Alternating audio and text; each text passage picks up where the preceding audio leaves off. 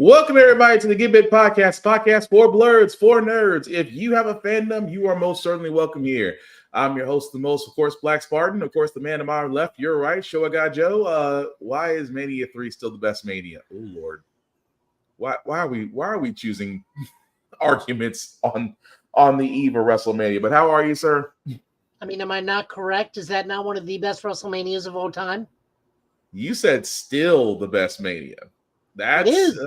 It still has some of the most memorable matches ever. That's gonna be a debate. But also, I do have a co-host. How's a debate if it's Ricky the Dragon Steamboat and Macho Man and the Slam heard around the world? Yeah, we're gonna leave that one alone because that's gonna take all of our podcast time. Anyway, co-pilot right next to me, joining us once again. Chad, how are you, sir? As your command man in the screen. Cheeseburger. Cheeseburger. Yeah. How are you, Cheeseburger? Yeah. I did not realize we had a cat. That's like just cheeseburger. That being said, we are seasoned, but at the same time, guys, we do try to watch our language on here. There may be things that might be shown that might be too intense for younger viewers. So your discretion is advised. Aside from that, welcome. So, how do we actually start this off? A little bit of movie news, actually, because in the world of Marvel, people are happy about it. People are mad about it. People always have an opinion. What I'm talking about, guys, is Fantastic Four. We do have our Silver Surfer. Actress Julia Gardner will actually be playing a version of the Silver Surfer in the 1960s MCU film. Now, again, there are people out there that might be slightly annoyed or mad that we're getting a female Silver Surfer. But this does kind of fall on the fact of where it falls with the story of the MCU. Of course, if you know who Julia Gardner is, she was actually in the Netflix series Ozark. If you haven't seen it, highly recommend it. But I think she would do well. But again, I'm not mad about the casting. We can have a female Silver Surfer. If you've actually followed the comics, it's literally a story in itself with a certain Earth. But I'm not against it. But Joe, your thoughts on that? First off, when they casted her, I thought that we were going to get Maddie Franklin, the Galactus Nova, not the Nova from Nova Corps, because we have Johnny Storm. But her being cast as the Silver Surfer version of Shalabal, love interest of Nornrad, the actual Silver Surfer, I applaud them for this.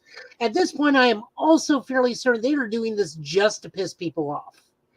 I mean, and literally, I guarantee you at some point, now they're fully leaning into it because now they know that they will get people who know what this is, will still get it, and they'll still get attention from all the hate watching. I mean, yeah, but at the same time, it's still great. I have no issue with it because it is telling the Shalabal story, which again will tie in certain characters to the MCU. I'm just glad that they are taking their time with it. As we said beforehand, MCU in the past has chosen quantity over quality, and again, that's the reason why they're having an issue with a director's board right now. But apparently, we have a new CEO that's going to be taking over Disney once Bob Iger is gone. But I'm not against this. I think it's great, personally, to see this. I just want to see Fantastic Four be done properly. But the long-standing argument is basically going to be how are they going to do? How is Doom going to be done? I just hope he doesn't show up in the first movie. That's just me. I'm hoping he doesn't show up in the first movie. It doesn't always have to be Doom. You could literally go to Galactus and be fine. But no, I argue against that tremendously. Like, I don't even think we need to be going to Galactus right away. I still say we should be doing lesser villains like Mole Man, or if we're gonna get Joe, may we correct as well with that controversy sells. Yep. Or God, what is his name? Who are you trying to find? Who are you trying to remember? Ruler of the Negative Zone, not a nihilist. Oh, not a nihilist, but no, not a nihilist. Blast Star. Yeah. Thank you.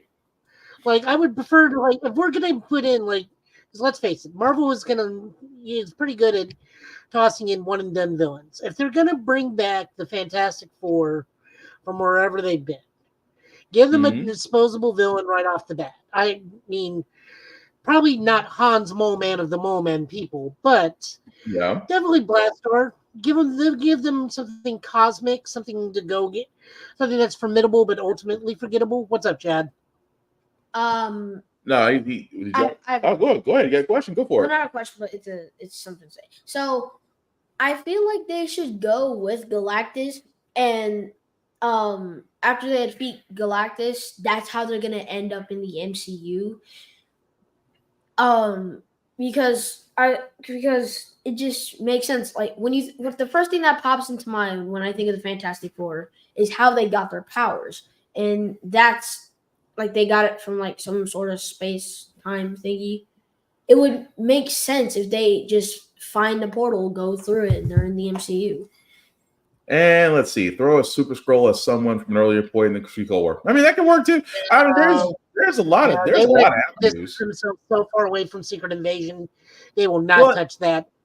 Well, I mean, it's not really Secret Invasion because you are acknowledging scrolls are everywhere. So I'm not against a Super Scroll just being a throwaway villain. It's not that bad. I mean, War Machine. Well, we only have one functional Super Scroll left in the MCU, that we know. She's a good guy. Well, there's no clerk we can just toss in there and go, oh, there was secretly one more. We saw them all. Well, that's the problem though, because Secret Invasion kind of left it open-ended. Like all you saw was what they wanted you to see, but we really didn't actually see the end result. And plus, like I said, it doesn't have to be a Super Scroll, but a scroll nonetheless. But it could be anything else outside the major heavy hitters is what we're getting at. That's all I'm saying. I just think you going straight to Galactus is too soon. Like, well, just something. Okay, well, I mean, I can concede to that. I can concede to Galactus. I just don't want it to be Doom. That's my whole thing. Doom is... Oh, yeah. No. Doom needs to be, as I've always said, if it's Doom, we go through the whole rigmarole, and then it ends up being a Doom bot the whole time. And Victor's been in the castle the whole time. Fair. Oh, you're talking about Doctor Doom. I thought you were talking about something else. No, Doctor Doom. Like Doctor Doom will be the crown jewel for the Fantastic Four and the MCU. The thing is, what me and Joe are saying is that it's too early. It's too early. It's way too early to go to Doom as you're introducing the Fantastic Four to the MCU. So, like I was saying, if they find the portal, end up in the MCU, Doctor Doom is just going to somehow find his way into the MCU. No, they're already in the MCU, Chad. It's just you don't know where they've been, and if they've been in the negative zone the whole time, then you only have really two villains you deal with. And that's Annihilus and Blastar. Right. But we're saying there's the general thing is what we're saying is other villains can be used in place of them to just really solidify the first movie, because the first movie is you don't want to immediately go for the first movie off the bat, because that's the thing, because that's like starting the movie off with the Impossible Man. Right. Like you don't want to start off with the go-to. Like we say it all the time. Like whenever I see a Batman movie, I'm like, I don't always want to see Joker. I would rather see all the other many rogues that Batman has. Same thing. Because Joker's too easy. Joker's too easy, but at the same time, once you get your greatest adversary, it's kind of hard to top that. See what we're saying? So they're already in the MCU. I thought they were in another No. So what's going to wind up happening is that's the X-Men. So the X-Men have already been established. The Fantastic Four are going to be established, but the way they're doing it, some people don't like, because it's going to be set back in the 60s. So I don't see a problem with that. Well, the thing about it is, though, you don't see a problem with that, but there are just some people out there. Let's just say they're very different is the word, as far as how they see certain things, instead of actually giving things time to develop, times to actually flourish. And like I said, with Fantastic Four, it could be fine. It's just how they set up the villains, how the story is set up. It just needs time to cook, as long as it happens. But go ahead. What are you gonna say? You know how Spectrum got in the portal in the Marvels movie? She saw the X-Men. So I'm just thinking that version of Beast that was in the end credit scene. reminds me of the Beast from an earlier X-Men movie that I watched. I just can't remember. Well, that's the Beast that you saw was actually a throwback to the Bryan Singer version. Oh, Yeah, it's still Kelsey Grammer doing the voice. Yeah, it's Kelsey It's just Grammer. now it's an accurate Yeah. CGI body as opposed to a costume. Yeah. And to quote Maximilian Dude, the best way to look at it is there are people whose eyes are clouded by nostalgia and hate. There you go. That's perfect. So how would they be? How would I see that Wolverine can make his way into the main Earth? Well, here's the thing, because Wolverine's already set up. That's the thing about the X-Men right now. The X-Men we know are already set up. But the big thing is they're down the line. So that's the one thing about the MCU that's trying to do differently right now. Instead of just throwing you hero after hero after hero, we're setting them up to where eventually they're all going to meet. But they all, just like how they did with the Infinity Saga, you saw how every hero was almost different. Like how Captain Marvel's movie was really set in the 90s. And how Captain America was set back in the 50s, but you saw how eventually they all made their way to present time, right? So same thing. What was I going to say? If this is the X-Men that I'm thinking, then Cyclops is dead. No, because you're definitely not. No. Cyclops is very much alive. Okay. But here's how we look at this in the long run. Mm-hmm. It's just singing monkeys, mate. Don't put too much thought into it. Pretty much. But moving right along, guys, I did want to cover some Helldivers news because, again, for democracy. They actually have a new patch coming in, which unleashes blizzards and sandstorms and basically will increase the difficulty as you play. I'm not against this. I so want to play Helldivers 2. I haven't had a chance to play it yet. Joe, you can tell people, what did you think about it? I was in a blizzard last night, being so mercilessly tracked down by multiple Terminators on a consistent basis. The only thing that kept me alive was a shotgun. Well, Tafari, I know you played Helldivers too. So what's your take on it? I haven't gotten into laughing confirms what I just said. I haven't gotten into I've been EXP farming because they have the stratagem that gives you the rocket. So what I found out you can do is if you find the one that's like take out the enemy broadcast, you can just shoot it from the spawn point and be done. So I need armor-piercing weapons. I'm not ready for big boy levels yet. Well, I've been purposely diving into level 5 missions just to see what they're like. I'm only level 13. I'm like 11, but I need better guns. I need better guns and shorter cooldown times. I can call down resupplies and stratagems all day, but so let me tell you what I've been rocking with. I've been going with the laser as my primary weapon, and then one of my stratagems is the Stored, which is the medium machine gun but lets you reload while moving. That thing's been a lifesaver. Maybe, because I keep getting to the levels where people are like, we'll do the objective and leave, and they're like, nope, we're gonna go take out every nest on the map, and I'm just that's what I've been doing. Do we get one guy? Is one person leaves and the other two follow? And I'm like, Usopp, I don't want to be here.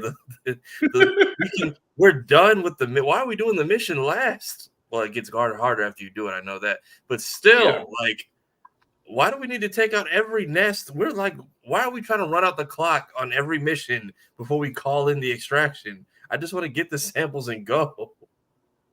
Well, true. Now I got Terminator ships. There was one thing that someone posted this morning where it says Ottoman spy returned to civilian life, or automaton spy returned to civilian life, and it was in game. It wasn't somebody in chat, and someone caught that and it's like, wait, what did that just say? So they've got Arnold Schwarzenegger's out there now spying with us. Yeah, our next thing may be a in-world army match against automaton sleeper agents in Helldiver armor. If this keeps going. Yeah, so that's the thing about this is where the thing that they're doing well is the fact that, so you want to increase difficulty? We're going to give you that. You want sandstorms? You didn't ask for? We're going to give you that. You want Terminators? plenty, which I'm surprised they got away with it, but I'm not complaining. I was waiting for Casper Van Dien and the Roughnecks to show up. That's just me. But let me tell you something about fire tornadoes. Dude. The Bible. I had the worst place fire tornado ever. So we were in the mission where it's the escort the civilians from one bunker to another. A fire tornado literally just spawns in the center of the field strip. So anytime any of us hit the button, they would just run directly into the fire tornado. We couldn't do anything about it. We had to wait like 15 minutes for that thing to move on. Nice. And they reduced the amount of people. It's like 15 instead of 30 now, right? I think it's 15 to 20, depending on how hard the map is. Thank God, because 30 was a big ask. Hey, 30 was Battlefield. They are making personal goals a little bit easier, because it was like, kill 500 units with this gun. Now it's like, all right, kill 200 units with this gun, and then your next one will be use an Eagle cluster bomb to kill about 15 units. Like, I can do that easily in one particular map setting. Yeah. By the way, for democracy. But still, it's pretty fun. But move around. Oh yeah, I can't. I'm looking forward to playing it. Actually, you got a PS5. I should be using yours. But anyway, move right along, guys. I gotta cover this story because before we get to the Waffle House issue, Waffle House has found its. Before we get to Waffle House, hang on because you're thinking Fortnite. Give me a second. So, we do got to cover Daredevil Born Again. The reason why we're covering it because, well, as news is coming out as we get ever so closer to this payoff, we do understand that John Bernthal will be reprising his role as Frank Castle in The Punisher. As you can see, his pictures there, and of course, we have pictures here directly right across from Charlie Cox, and of course, in his usual attire. Which, again, I'm not knocking it.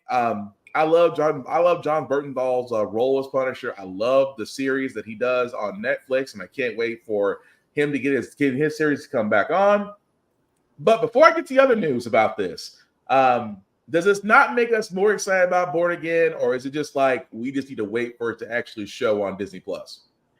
I feel like at this point, with all the people that throwing in, you could have just called it Heroes for Hire. It's basically the whole. Or just Marvel Knights. Yeah, I think they're saving. I think they're saving that for like some kind of Moon Knight and Blade. Well, that's what the guy from Isaac. Dang it, Oscar Isaac. Thank you, Oscar Isaac wants a Midnight Suns. He wants a Midnight Suns with Blade and Ghost Rider, which I'm not against. I would love to see a Midnight Suns. A Midnight Suns can do a TV role. I am completely for that. Didn't they have a game? And that gentleman that's in the Blade movie just wants a Blade movie to happen at this point. That Blade movie may take some. Woo! It's also, gonna take a lot. I'm looking at this picture. I couldn't tell who was coming back, Jonathan Bernthal or this dude who looks like Guillermo from What We Do in Shadows. Betty. It's not Betty. I really thought that was him. Oh man. Well, outside of that, there's another reason why I'm sticking on this page. Outside of John Bernthal actually being a part of Daredevil, we get this from Finn Jones via Instagram. For all those that don't remember Finn Jones, he did play the role many times that he said this, that he did play Iron Fist. He did play Danny Rand, aka Iron Fist, on the Iron Fist show that was on Netflix. We all remember our mixed feelings about this. And the thing about this is, because this is new and because there were more and more interesting characters than Iron Fist himself, well, it looks like from this picture, he actually might be getting another shot at it. How do we feel about that, fellas, considering the fact that the last two seasons of Iron Fist really didn't do that well? May I? Go for it. Okay, my first question is, how do you not forget Finn Jones? All he did was tell you who he was every episode, painstakingly. I don't care that you're Danny Rand anymore or that you fought a dragon. I just want you to start the damn episode. That too. I'm curious how he comes back as the Iron Fist because he got tired of getting punched. And last we saw, he had the Iron Glocks. So like, what do we? And we gave the power away to a more useful person we have not seen since. So I'm surprised that you had the Daughters of the Dragon was more interesting than Iron Fist himself. That's the part that always. I'm sorry, go ahead, Joe. No, go ahead. Finish yours and I'll go. No, I was just saying that the Daughters of the Dragon in the show were more interesting than Iron Fist himself. Really? That's agreeable. The bright side to this is the only thing I see this is they give him proper direction and proper show running, which I feel was probably what was the problem with Iron Fist the first time around. But this also potentially rehabilitates Luke Cage's character, which I don't think any of us enjoyed the way season 2 ended. I don't know about you, Tafari. I know me and Will did not like how season 2 of Luke Cage ended. Right. Yeah, setting Luke up to kind of be the kingpin or whatever. I didn't understand what that was about, or if there was a story for that. I feel like they realized they effed up by killing Cottonmouth too early and didn't expect him to be such a fan favorite. And Bushmaster Bushmaster was fine. He was great. Those three having a conversation would have just been like the greatest. This is my territory, like the mind game, the mob game, and the street game. I feel like it was a missed opportunity killing him off with the mic stand earlier. And then you have not Amanda Waller basically terrorizing them from behind bars. And I don't know. I like Bushmaster. I like the whole we tried to get Luke Cage a Nike sponsorship, but the ending was like I didn't know how to feel about it. Like even when the kid kind of kicked him at the shop, I was kind of confused. I'm like, where are we going right now? That's where the episode started to turn, and I was confused as to like, why are we mad, or should we be mad, or what's happening right now? The problem with Luke Cage was they had a nice setup. I mean, the fact that you did have Black Mariah, you did have Cottonmouth, you did actually did have Diamondback. They just didn't. I mean, I looked at it this way. It's people who never read the comics try to write a story. And you can tell because they try to put in elements that didn't make any sense.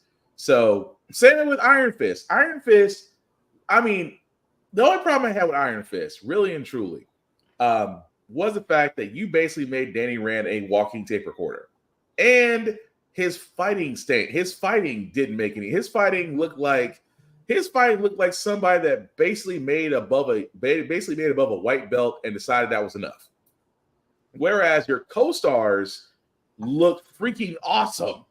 And again, I'm not saying that Finn can't do it, but Finn, if you're ever listening to this podcast and you do get a chance to play Iron Fist again, I'm going to need you to find a Shaolin temple, stay there for 3 years, actually learn how to fight, or call Donnie in. One of the two. Or Yuen Wu Ping, or Sammo Hung, or Yun Bo, like anybody. Literally, that was the problem. We focused defenders around a guy who basically was like the ED of the group. Like and then I was so confused. I'm like, oh well, they killed everyone in Kunlun. Why do we? But what was the point? And then we wanted to go. I couldn't tell if. That's another the dragon right bone there. area. Mr. Final Max says the best thing right there. Called team from Shang-Chi. Yeah. No, called the choreography and stunt team from Shang-Chi. Yeah. What were you saying, Tafari? Maybe have Shang-Chi come in and train him. Be like, I've seen your fights on YouTube. You're embarrassing. Let's try. But even when they were doing like the final fight where they were mining the dragon bones or whatever, like I was like, are we back in Kunlun? And if so, why didn't y'all do this when you killed everyone the first time? Why did this take time? It made no sense. Like I said, the only thing I hated, because how in the world did you write Jessica Jones so well? You wrote Daredevil extremely well, but yet the lesser twos got crap. I mean, that's just being honest. Yeah, I feel like Luke did well up until the end. But even then, that first fight scene where they all come together in Defenders is great. That's like one of my favorite things to watch. Yeah, but after that, it just goes downhill. You get to the end, and then Danny's like, Danny's getting his own powers thrown around to like help the bad guys. I'm like, what are we doing here? Yeah, it just how can I put this ever so nicely? It didn't make any sense, and yet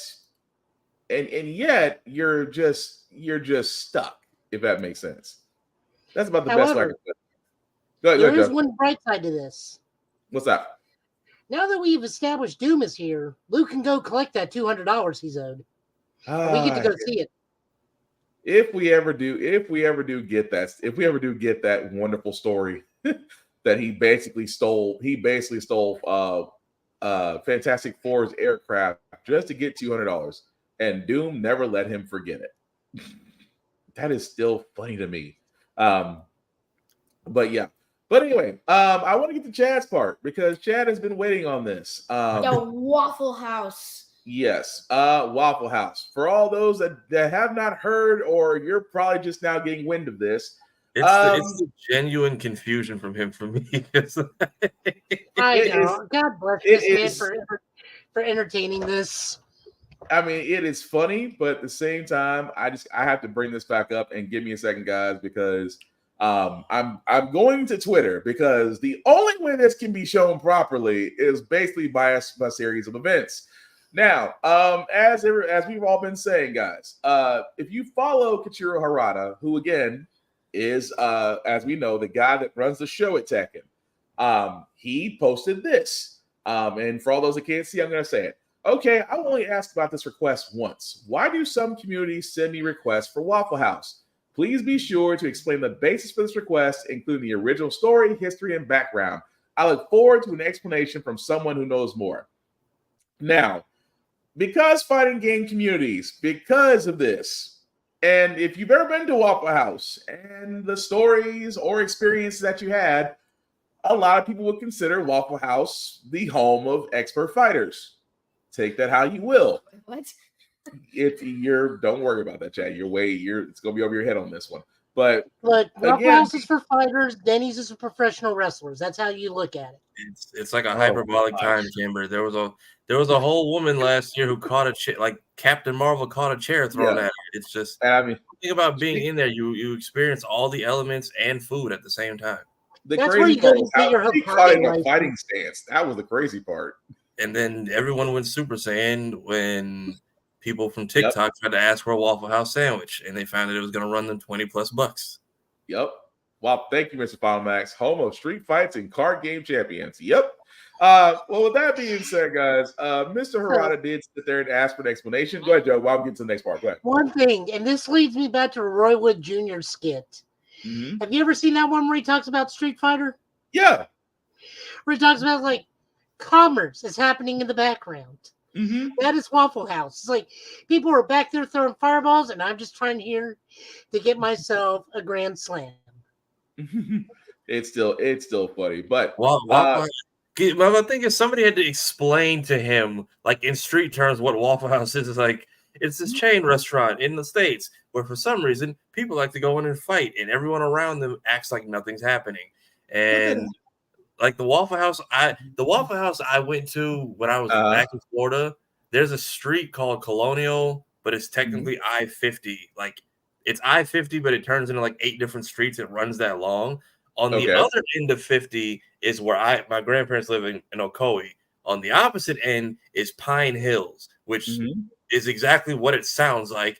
And I used to see when I was in school, once a semester or school year, there are people eating and the windows are gone because there's always like a shootout. Nobody ever gets hit. Nobody who works there ever gets hurt. None of the patrons get hurt. There's always just a shootout in the Waffle House, and there are people eating with birds on the table like nothing is wrong. Isn't that kind of messed up if you think about it? The fact that it is completely normal. The fact that it's completely normal. And it's like once every 6 months for like 3 years, and then they just like, all right, we're going to pack this location up and move it to the other end of the street. So far, no crime has happened yet. But I wanted to get to the explanation on this. So after I guess a lot of people have actually responded to him, he does come back and says, thanks for the explanation, guys. And I understand that many people are requesting it. However, I think you are missing one important point. The restaurant has both the trademark and the rights to the restaurant. So if the restaurant chain's headquarters refuses to accept my proposal, it will not happen. So, ladies and gentlemen, I guess for all those of the Tekken 8 variety, if you do want Tekken 8 to be a part, if you do want the Waffle House stage in Tekken 8, you're going to have to lobby Waffle House hard, because I can only imagine his team has already reached out to Waffle House and may have not gotten an answer yet. Or this could just be a red herring, and he's probably got the approval, and it's going to show up in an update. One of the two. I just realized something. What's if that? we actually get the stage, it's only going to be a 2D plane level. You can't dodge in a Waffle House. You can't sidestep in and out of the foreground or background.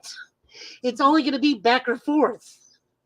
It still be and funny, even then, though. one wall carry combo is going to be like 3 moves, because it's only like an 8-foot space. It's not like a 12 or 72 foot by 72 foot air arena. What if you shove a waffle in someone's mouth as a finisher? There's no stage interaction. No, there's no interaction with the stages of Chad. Oh. It's not like Mortal Kombat. Yeah, it's not like Mortal Kombat. When you said Mortal Kombat, I saw this video where this guy said, try out the new honey bun soda. You know the messed up part about this is, what if, and before we get to our trailer, just a curiosity as we mentioned Mortal Kombat, what if Mortal Kombat does get an interactive Waffle House stage? I just want to be able to play a scorpion and shove a waffle. Bro, I wish I could send you. I found one of the articles. God, I wish I could put it in the chat right now. Actually, yes, I can. I'm pretty sure this cop, if you can see the image, I'm pretty sure this cop is ordering his food while taking a report of the window being shot out. Hang on, let me see if I can pull it up. Hang on, because now you have my attention, and I have to see what it looks like. But yeah, just out of curiosity, if that oh good lord, that is wow. Hang on, I got it. She is definitely taking an order while giving him a report, and the windows are gone, like nothing ever happened. And there's like 4 other articles for this same location. Wow, you know what? I'm gonna be honest with y'all. I'm gonna be honest. Whether Tekken 8 or Mortal Kombat, this is marketing. I'm sorry, that's marketing. If they sleep on it and he's playing us and doesn't file for it, Mortal Kombat, Street Fight, somebody go ahead and just snake it if he's playing with it. I'm just saying, Waffle House has got to have a number that can be reached, and I really do think it is possible. But still, yeah, hey, Lanny. But still, I think it's gonna be pretty great. What's your hand up for, sir? So if instead of Tekken, what if Mortal Kombat gets what's it called? Gets Waffle House? Gets the Waffle House stage. No, they'll get Denny's. Able to pick up a waffle off of a table and wall combo the person, and for like the little finish thingy. But here's the thing though. As cool as it would be, he does got a point. Waffle House either got a high number or they got a morality clause. Either way. I want to put an explosive bomb on a waffle and shove it down someone's throat as a finish. No, for a Waffle House stage, you would throw them into the window of the Waffle House. You would hear them like get jumped in the background and then thrown back out, like covered. Yeah, Final Max beat me to it. A Waffle Alley? You're basically asking for a Waffle Alley, Chad. Okay. I'm not against it. No, it just gives new meaning to the word scattered, covered, chunked, and topped. And it reminds me of this one video I saw where there's guys that... You beat me by 1 second, Joe. You beat me by 1 second. That is also how I take my hash browns. But no. But it would be interesting as far as how that was go. Like I said, this would open up brand marketing. Waffle House is only the beginning. Lord knows we'll probably see everything else of this. Chicken nuggets. You just want to see somebody get chicken nuggets off. No, I just want to see someone pull out chicken nuggets for daggers and just start chucking them at someone's eyes. Okay, I'm gonna leave that one. King of the Iron Waffle Tournament, we all agree. Mouth. That would be great. A fighting tournament sponsored by Waffle House. DreamCon, where are you? I'm just saying that's marketing gold. But Moving right along, guys, we do got to get to one of our trailers. We are going to start with My Hero Academia Season 7 as we get closer to their release. And here's a trailer for it. みんなで取り戻すんだ。戦いは避けられなくても、その奥にあるものを無視はしたくない。超人社会の行き着く先、来るべき未来から目を背けてきたお前たちにはわからないさ。ここで終わらせ、ここから始めるつもりだ。ヒーローは守るものが多い。だから負けるんだぜ。この戦いを終わらせるのが俺の使命だ。黙認されあちこちに蓄積されてきた歪み、それが俺たちだ。いいからやろうぜ。もう始まってんだ。有史以来の最強のヴィランとの戦いがよ。AD が誰も置いていかなかった。同じクラスになれたことを誇りに思う。頑張れチャージだチャージだ。頑張ろう。これは未来をつかむ戦いだ。友を信じよう。必ず止めよう。さあ、ヴィラン退治だ。俺が風穴ぶち開ける。やけて捨てよ。俺たちのために。先生しねえよ。バカ兄貴。世界も私を拒むなら、私も世界を拒む。俺がサポートするんやろが。俺の望みはただ一つ。すべての崩壊だ。もう誰も傷つけさせはしない。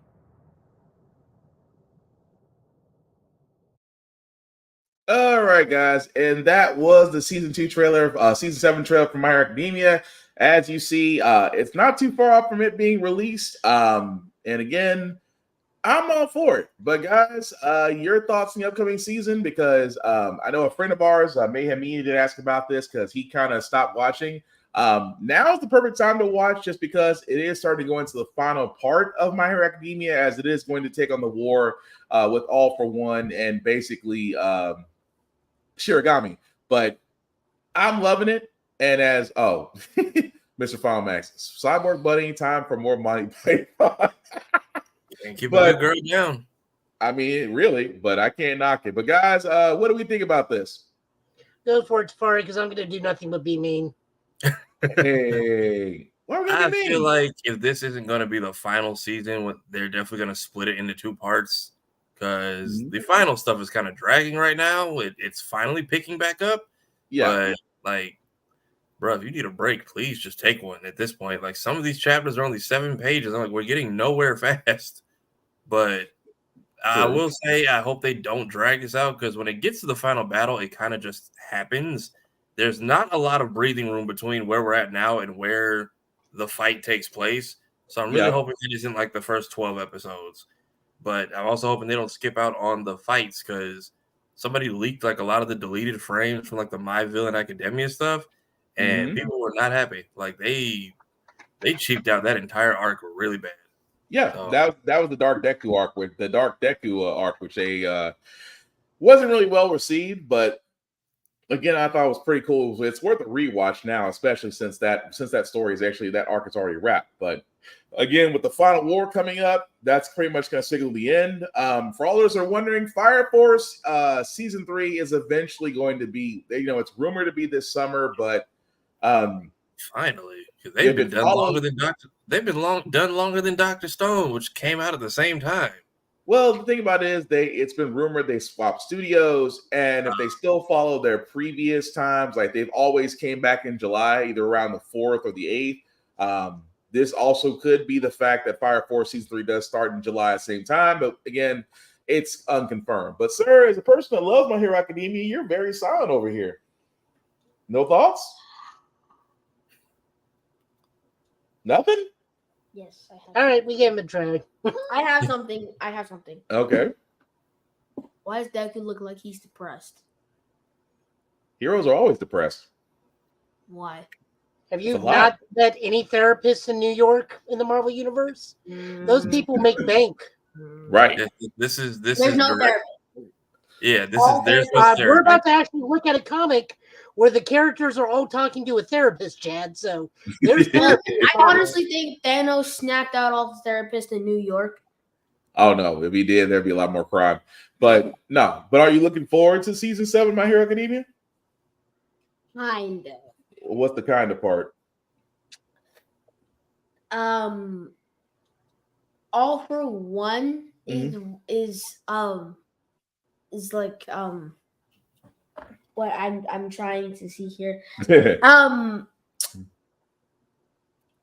When did he get raised back from the dead like he's Lazarus? Well, again, that was last season where he basically took over somebody's body. Yeah, but how did he get his own body back if he was in whatever his name is, his body? I'm just calling him Dry Guy 2.0. So that sounds like me. That sounds like me and you have to rewatch the last season. I watched it 2 days ago. And you can't remember? No. So basically, he is inside of Shigaraki the same way Deku has the vestiges, but he's more like Venom. He's actively in there at the same time while also holding his own mind and influencing what he does. So he's conscious. He's not really giving him free will. He's giving him his power, but he's kind of just invading two bodies at once. Yeah, he can't control Shigaraki yet. Because he basically think of it like Orochimaru teaching Sasuke. Yeah. Look at it that way. Remember how Orochimaru wanted Sasuke's body? Yes. But he couldn't control Sasuke, but he taught him power? Same idea. So you are now up to speed. But again, with that coming out though. But what are you gonna say, Joe? No, I'm not looking forward to it. I am ready for this thing to be about as long as Wano or Rose Impelled Down, or whichever one was the saga that lasted almost 500 episodes. The manga drags. The anime's been dragging for a while. This author just needs to wrap it up at this point because, like, as Tafari said, we're getting like maybe 8 pages, 7 pages if we're lucky. Mm-hmm. And, I honestly think at this point he's stretching it out for like a specific number. Yeah. Are we really close to like 500 or something? I feel like we're getting there. And I think Naruto did the same thing. There were some chapters where we were like, what was the point of this? And then we like, okay, we ended right on 700. Maybe that's what he was looking for. So I feel like he's purposely stretching out to be like 500 for no reason. Like, this could have been done so much quicker if he just did more. Hey, Lizzie. How are you guys doing? Oh, we're doing fine. How about yourself? I'm not to cut you off, Joe. Hi, Lizzie. Thanks for joining us. You doing okay? Yeah, I'm doing all right. Hope you guys have been okay this week. We've been making it. But I'm sorry, Joe. Go ahead and continue what you thought. I don't have it in me to watch this anymore. Mm-hmm. When there's other things out, like we got Kaiju number 8 coming next week. I think we got Go-Go Luger Ranger coming tomorrow, up too. Maybe. Yeah, tomorrow. We got other things going on. I'm still working on Fearin', Journey into the Beyond, which for me that's wonderful. But I like a little bit of existential crisis every now and then. Keep my life in perspective. I got to start Spy Family. Huh? I got to start Spy Family because my sister wants to see the movie next weekend. Oh, Spy Family is going to be great. We actually have the trailer for that. Spy Family. I mean, I just don't have it in me to watch another overly protracted anime arc for no reason. Fair enough. Well, Lizzie, what we're talking about, we actually just showed the trailer for season 7 of My Hero Academia. Really quickly, are you looking forward to it? And how you feel about it? Oh man, it's the fact that we had to wait so long, but I understand why we had to wait so long because like the creators' health and everything like that. We didn't even know when we were going to get the season. They said there's going to be they said at some point because there's a different part of the series that he made talking more about like the Hero Academy and stuff like that. They were saying at first we're going to get that before we get the season, and then all of a sudden now we're getting it May 4th. So I was like, oh, I didn't even know until I checked like a few weeks ago. So I'm excited. I'm excited because like whoever reads like the manga is kind of kind of interesting right now, especially. So like, I'm excited to see it animated. So cool. All right. That's that. Well, I mean, I'm looking forward to it as well. I've loved My Hero since it started, and still find myself trying to go back to the manga and kind of remember some things. But again, still looking forward to it. We're still waiting on Fire Force though, because I need to show up. I need Fire Force to show up because I need to see if what I believe is going to happen is going to happen. But that's for another day. So a couple of movie news before we get to our summer of games, because really the next part of our news is really tied up in video games. Ryan Coogler has decided that he is doing an X-Files reboot. For all those that don't know about X-Files, especially during a wonderful time on Fox called the X-Files, which did do Mulder and Scully. Again, a great series if you haven't seen it. But anyway, Mr. Coogler himself has decided that he wants to do a reboot of this. And of course, Gillian Anderson, who did play Dana Scully, did sit there and say that she would be open to coming back into the movie, quote unquote. Maybe I'll pop in for a little something. She believes that Coogler is a brilliant director and thinks that they can take X-Files in a different direction, and that if she was asked, she would come back. So, what's the X-Files? Is that the show with the wrong beat, but you're right. You're in the right area. Yeah, he's in the right. You're in the right area, but wrong beat. Right. But no, the X-Files, just to in a time, was the X-Files before you? Yeah. Oh wow. I forgot. I keep forgetting Chad Ray sometimes. Yes, the X-Files was actually a little bit before your time. It was literally a story about the paranormal that was investigated by 2 FBI agents, and it was a great show for its run. And now they're trying to bring it back. Is it basically supernatural? Supernatural, yeah, more extraterrestrial or cryptid. Thank you. Yeah, more extraterrestrial. This is the theme song. Power Rangers went off and X-Files came on. You cross into adult territory. Yeah. Thank you, Mr. Final Max. Raising a new generation of conspiracy theorists. Yeah, yep. That's the last thing.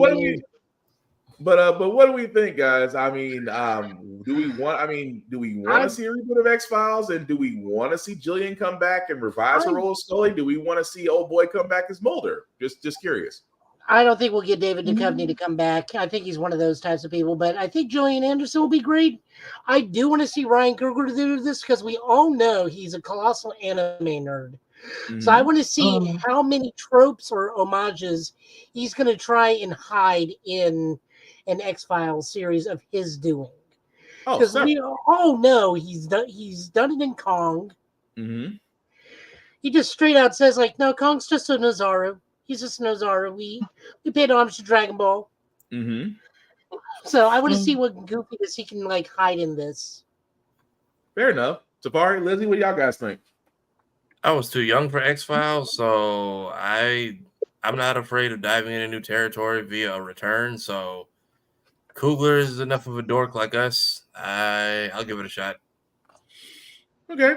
Lizzie? Yeah, I mean, I have a little bit of like probably just because like my aunt, she's like into all of those things and like all those like things related to it. So I watched like a few episodes and not that knowledgeable in it, but I mean, I'm always into things like that. And like you said, right, Ryan Coogler is up that alley where I feel like he can put a twist to it. So I mean, I'll see how it goes. See if it's good. Nice.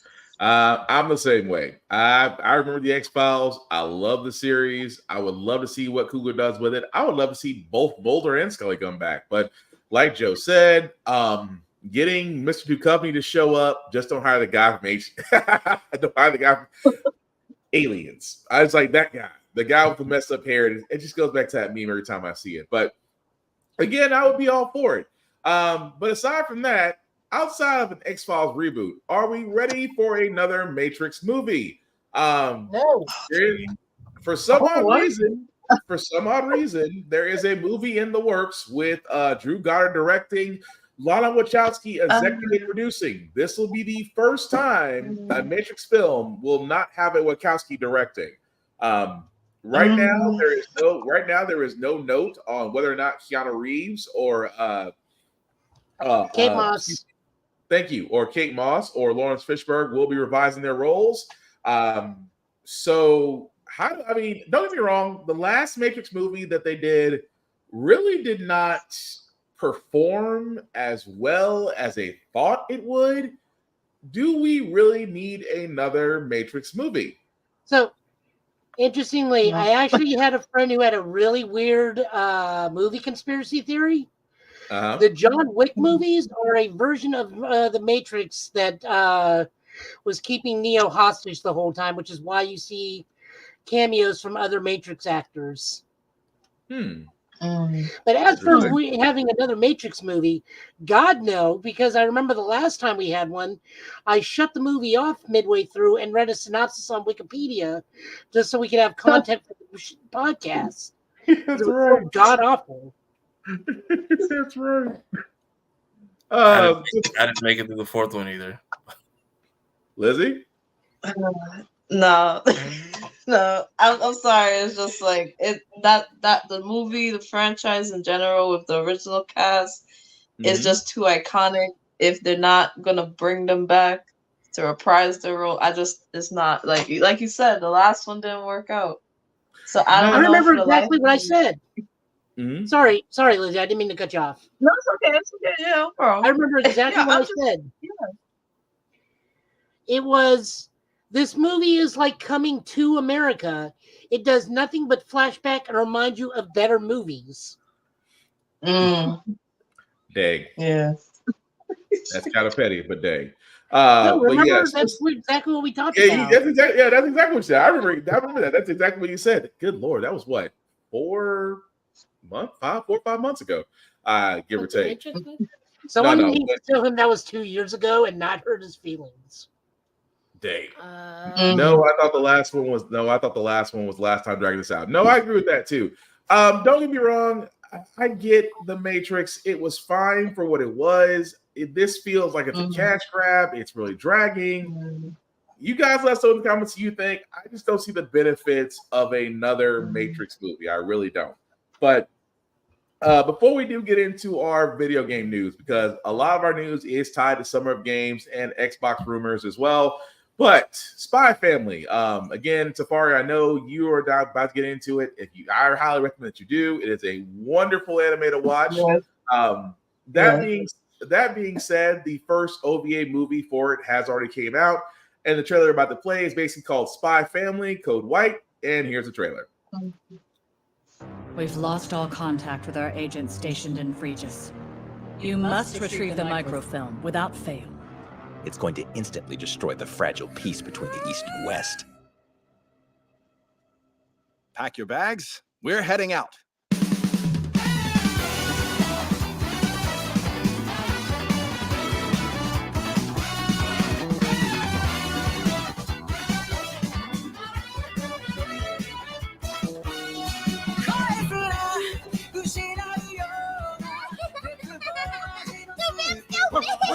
Is that Lloyd? Did I just see him kiss her? Who's there? My flower divination will tell me what you're hiding anyway. This chocolate thief! Super evil, do it!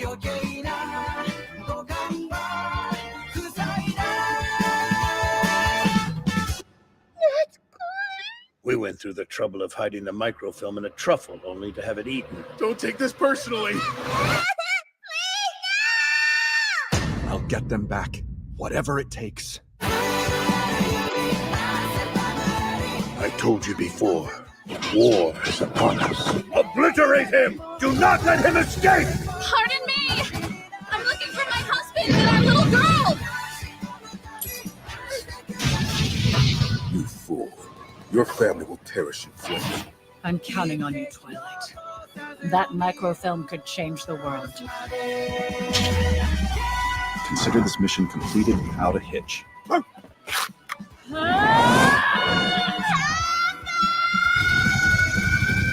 Wait for me, Anya. Spy Family, Code White.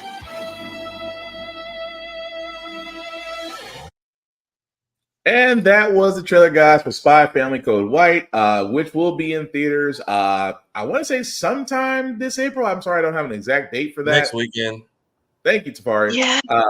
Yeah. But it just it looks great. So guys, roundtable. Are we watching it? Are we going to go see it? How do we feel about it? I'm like April, internal screaming. I'm internal screaming for it. April 19th. So 2 weeks from now is where we're going. Right. Quite a bunch of goons getting bodied is right. Yeah. What were you saying, Lizzie? No, I'm internally screaming, and you know it's kind of apparent, but no, I do love the series. I've been waiting for it. I just got to catch up to the last few episodes of the second season. I'm ready. I'm ready. I'm very ready. Nice, Joe. Oh, I won't be able to see it. It falls on my mother's birthday, and then the following week is my aunt's birthday. Oh wow! You got I think it's around for a couple weeks. I don't think it's out for just one. I don't know why it says only April 19th. That's when the theaters start showing it. It's gonna be around for a minute, though. Okay, She lives it next probably door. will be. There is no escape.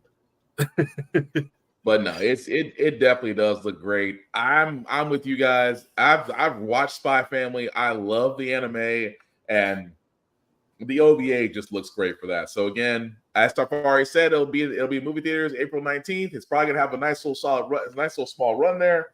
But definitely check it out. Again, let us know what you think about that. But is it on Crunchyroll, since that's my only option now? Yeah, yes. Crunchyroll is the only option. Yes. Now. Yes, it is on Crunchyroll. I have 2 weeks to binge. Oh, I thought it was. No, I remember watching season 1 on Hulu. Well, you can watch the anime of Spy Family on Hulu, but as far as the movie goes, Crunchyroll said run your pockets. Oh, exactly. Crunchyroll said run your pockets if you don't watch the OVA.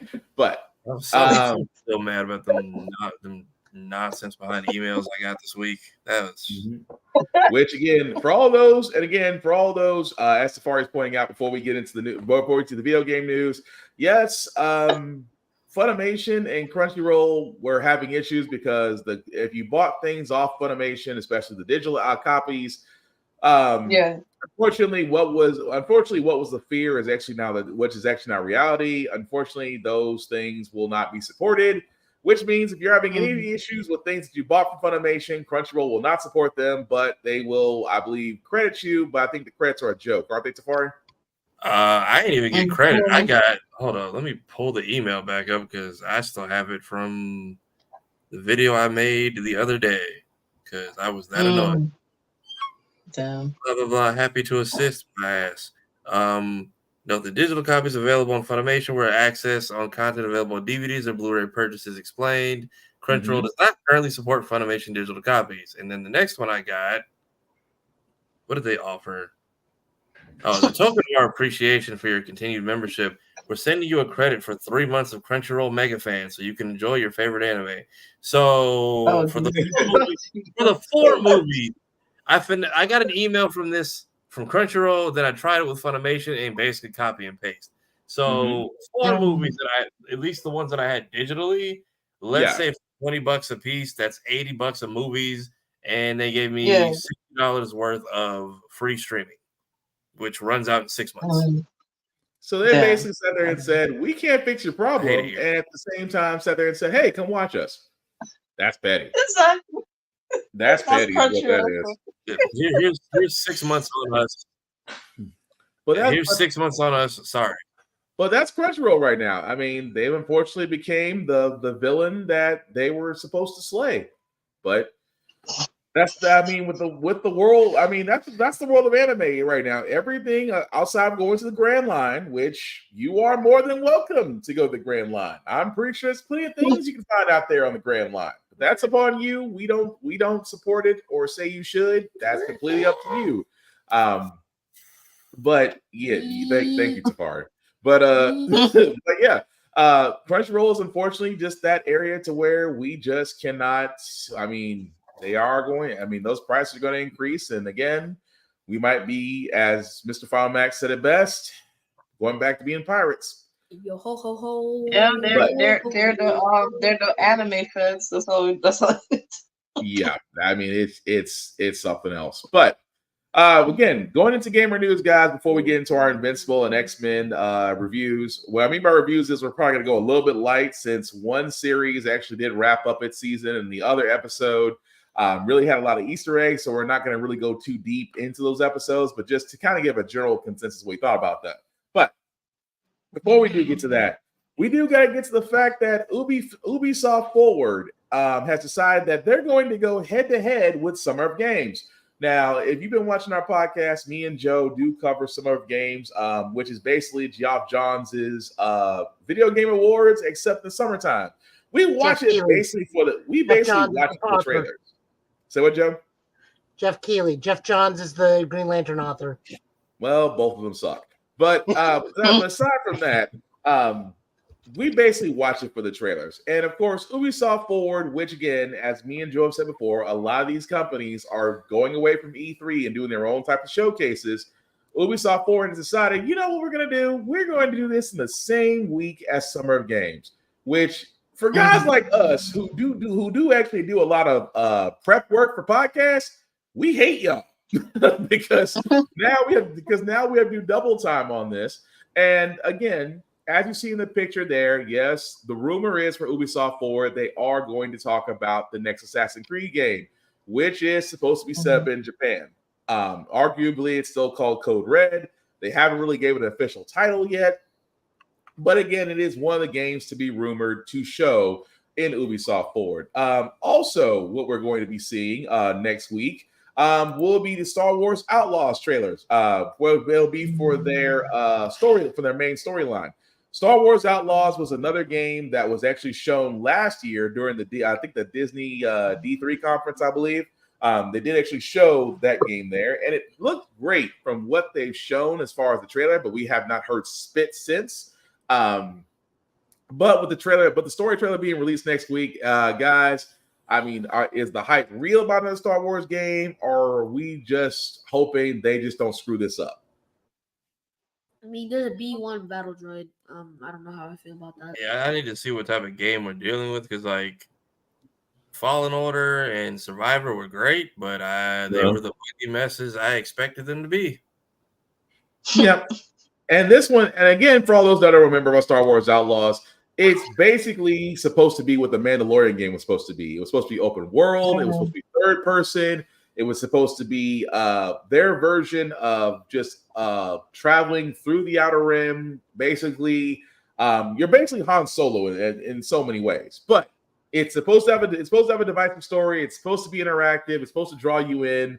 It's just the fact that since that showing back a year ago, we haven't heard spit since. So to me, I'm expecting a lot with this trailer next week. It better either make or break the hype. I think that, I want to be on the positive side and say Disney may have a hit.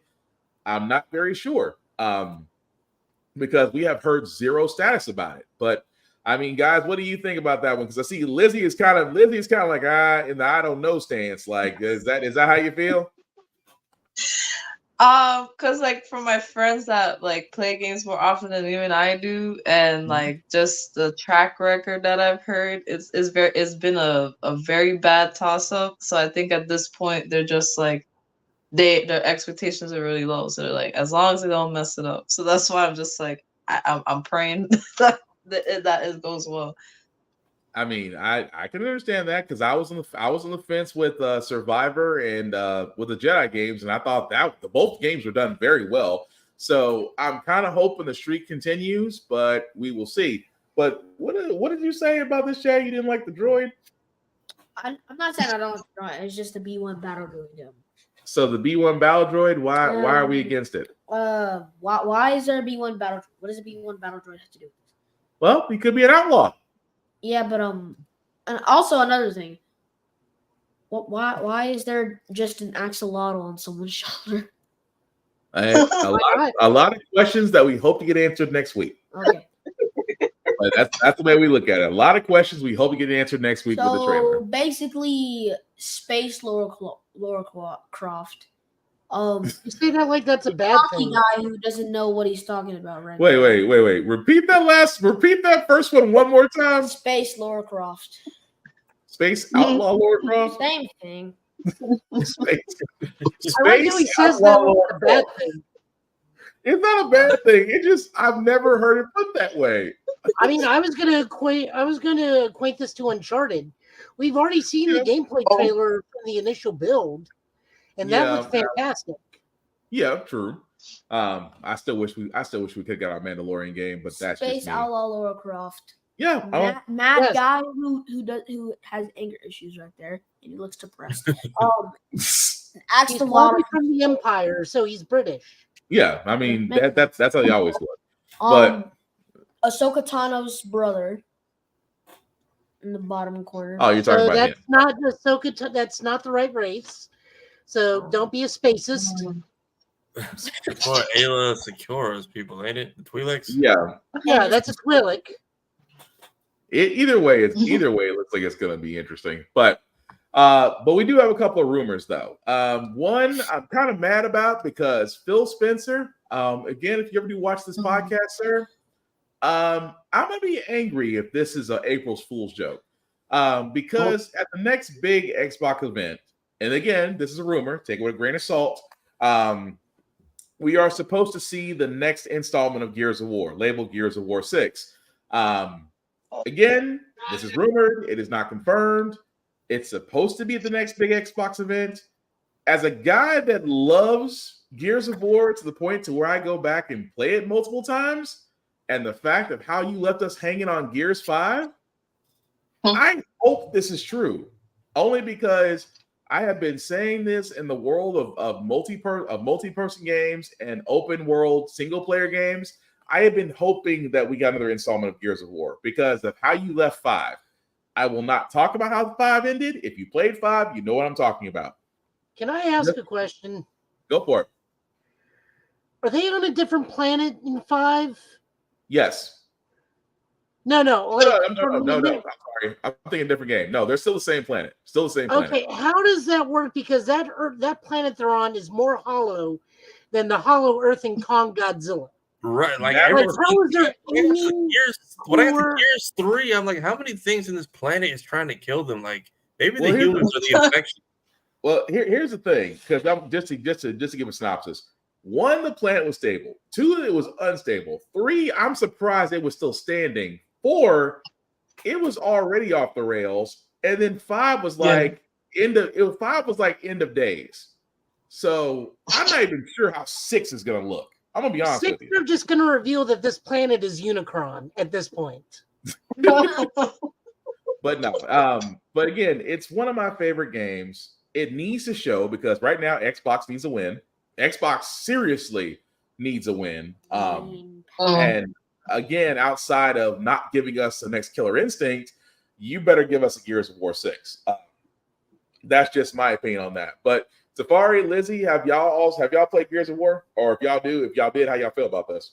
I got through the first 3, and then I was like, I didn't know that there was room for a 4th. And then it's just like, I thought we were fighting like this one group of people, and then it just apparently there's just new things on this planet that are always waiting to come kill us. And I'm just like, how are these never hinted at each other or crossing paths? And didn't we like blow up and eradicate the entire like race on the 3rd one or something like that? Here's the weird part, and I give them credit for this. How they actually dealt with the grubs and pretty much said the last thing that killed them was the device on 3, but somehow enemies had evolved from their, I guess, bodies, and that's how we wound up with the swarm. So that's why I was like, okay, it's a little bit of weak sauce storytelling, but I'll roll with it just because I want to see how far they go along with it. So yeah, you are right, Safari. The fact that you're kind of dealing with a new wave of enemies, but they did come from the previous ones.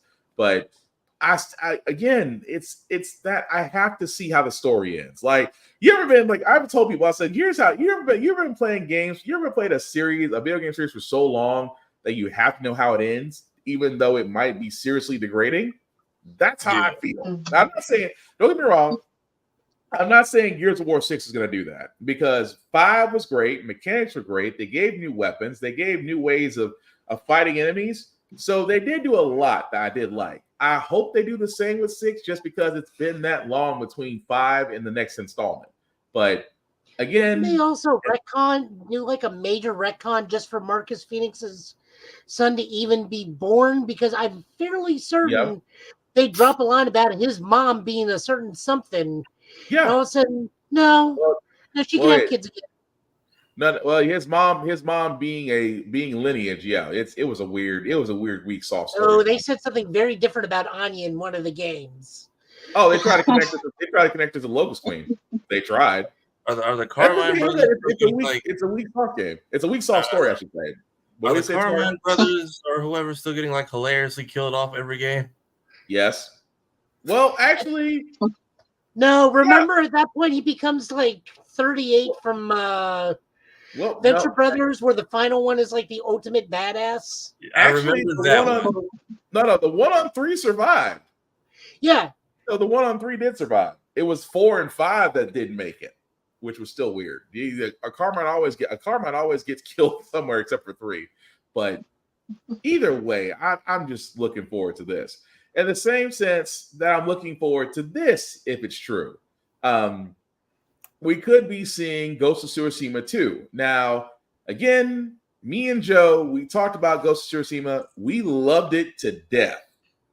Even the director's cut, which actually came out a year later, was also great. Now, keep in mind, this is a rumor. PlayStation has not came out. PlayStation has not came out and said this is happening. It's the fact that insiders have sat there and said, "Well, this is supposed to go along with the adaptation of the PS4 Pro, PS5 Pro, which we do know that system is coming out, and this is supposed to be going with it, or it might be farther along. But if you haven't played Ghost of Tsushima, Ghost of Tsushima, I keep on mispronouncing that. It's great because it is basically, in a sense, it's a samurai game that we've always wanted with an Assassin's Creed storyline to it. If you've never played it. But it is still worth the time. It was fun, wasn't it? Yeah. But the fact that 2's coming out, which I wonder where the story goes with on this one, because the first one was kind of a more complete story. I'm not going to spoil it for you because, again, how 1 ended may kind of connect to how 2 begins, and I don't want to spoil it for anybody. But Joe, go ahead. You could just go how history goes. Kublai Khan returns 7 years with double the size of the fleet and tries to reinvade Japan from the port of Tsushima again. Could be. He's taken out the exact same way the last fleet does because he came in tsunami season. That is also true. I want to see something different. If it is, like I said, if it is a rumor, because we know a PS5 Pro is coming because Sony's got to make money. And the fact that, for me, it's like, I would love to have PS5, but again, it's just, all you need to do is upgrade the memory. I mean, the graphics are already running at 4K. You're already getting higher frame rates. What do you actually need a Pro for? I mean, yeah, I don't see a point. You don't see a point? I mean, you have every game that you could ever need on PlayStation 5. That is also true. Well, do you have every game? Huh? Do you have every game on PS5? No. Okay, I need to check my wallet. I want to give you. Yeah, check my wallet. You got every game. Like, hold on, how are you getting every game on PS5? But no. But guys, what do we think? Is it these rumors may have some fire to them, but how do we feel about it? I mean, I didn't play Ghost, but I know it had people in a chokehold for a while, and I didn't hear anything bad about it. So if they do get a second one, as long as they just improve on the first, they will do well. I mean, but that's how it feels. I mean, the first one was, I'm not gonna lie, the first one was kind of perfect. I mean, I didn't really see any problem. And correct me if I'm wrong. And again, I may be seeing this with rose-colored glasses. I didn't see a problem with the battle mechanics. I didn't see a problem with the fighting. I didn't see a problem with the graphics. I didn't see a bug. Outside of God of War, I can't say to me, it's a flawless game unless people have seen things differently. I could be wrong. No, this was better than God of War. You said it was better than God? Here's how I know it's better than God of War. Go ahead. I can make a 1 foot jump from one platform to the other.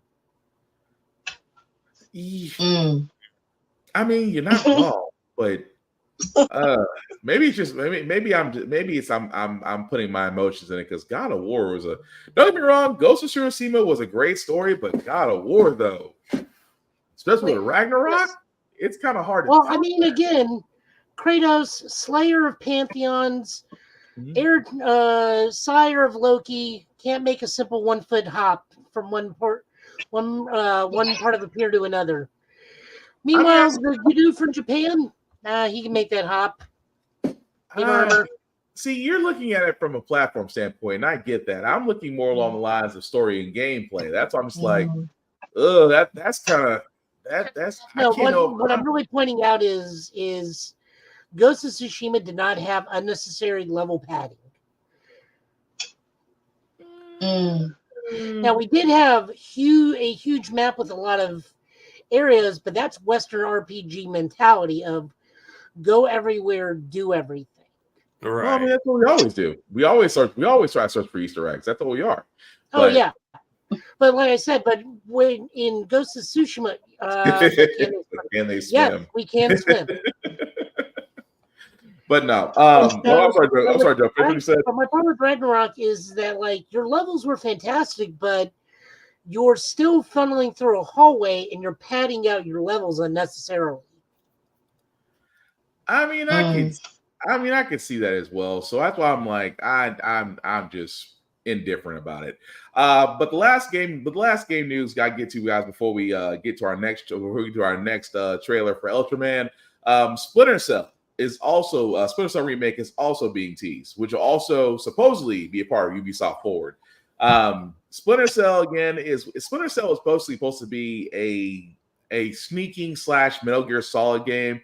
I love the last one. I love the last couple of games, the Blacklist, Retribution. I kind of hope there is another one just because of that. But again, it's supposed to be rumored with Ubisoft Forward, so we'll see whether or not it appears. But Splinter Cell fans, aside from me in this podcast, are we feeling about it? Or are we like, why?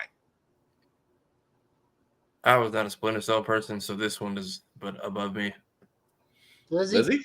I have limited knowledge. I've heard from my husband. He's only got to play a little bit, so I'm just kind of just like hope for the best. You know with these rumors, because it could be a rumor and then we find out like 3 years later it's not a thing. So I'm just kind of just like, let's see what happens. I would be heartbroken. I would be see, it's up there for Gear 6 to me. Like it's like giving me a Halo game I can actually care about, because Infinite could have been so much better, but I don't want to go down that route. I don't want to go that route of ranting as we'll be here for the next 2 hours, and I don't want to do that to anybody. But I am hoping the rumors are true. But as we get closer to summer games, we'll actually see a lot more about that. So hopefully we'll get some solidified answers. But we definitely will be talking about the trailer for Star Wars Outlaws next week, whether or not it makes or breaks the game. But Ultraman Arc, before I play the trailer, Joe, you want to let people know what it's about? So much like last year, we finally got the trailer for the new season of Ultraman, which will be able to be watched on the Ultraman channel on YouTube for free in both multilingual simultaneous release. Mm-hmm. Much like last year, we had Ultraman Blazar, or as we just like to call him, Caveman Ultraman, because literally that was the biggest thing on that one. Mm-hmm. He really was just Caveman Ultraman. We are doing a new series, Ultraman Arc. This is the 34th entry in the Ultra series. He will be simultaneously streamed and dubbed with English, Mandarin, Cantonese, Taiwanese, Thai, Indonesian, and Vietnamese dubs with subtitles. The biggest note is that the director for this series, as soon as I can find it, is where are you? Staff. There we go. Takanori Tsujimoto was the last time he did anything was Ultraman X. He is also a huge fan of the original Showa era. So expect old school monsters and more old school aesthetic, because Ultraman Blazar was very, very new school and sometimes very concept. For those unaware, Ultraman X dealt with a lot of make monster into armor pieces. So we're expecting Ultraman Arc to have some cosmetic and armament as that is Sugimoto's thing. I will say this, just from the trailer alone, I'm probably going to get that Henshin device. So I'm going to need to be left alone to my own devices on a Tokusatsu toy site again. Oh, you will be. Well, with that being said, guys, here's the trailer for Ultraman Arc.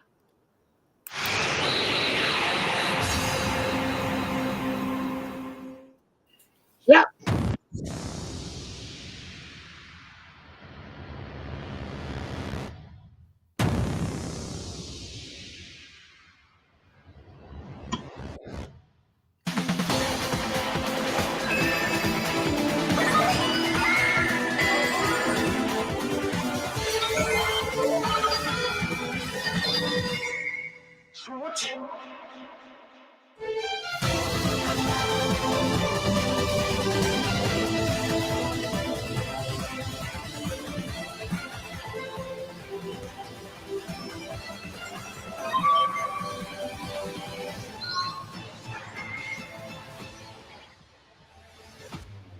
Ultraman Arc. And that was the trailer, guys, for Ultraman Arc. As you can see, will be July 6th, 9 a.m. Japan Standard Time. But yeah, let's see, let me kind of get us back. There we are. What do you say for Final Max Transformation Trick? Basically being a puzzle's fun. Yeah, I'm digging that. But it looks like it's going to be a good series. Guys, what do we think? I know nothing about Ultraman. I know he's big over there, so I'm sure his diehard fans are happy. But I know he's one of those things I see. I always see Blu-rays and stuff for Ultraman. I never was attached to the material, so clearly it's out there for someone. Yeah. So I would actually recommend this for you, Tafari, because it's one of the easily most accessible to get a hold of or watch. They are also learned the lesson that most Tokusatsu series do not. Their production values are so high they only last 26 episodes. So it's very easy to binge. It's all connected. It's a giant multiverse, and before you take that into a bad way, they don't play like goofy multiverse like Marvel does. They're just like, oh, you're an Ultraman from this universe. Cool. Or, oh, hey, you remind me of my dude over here.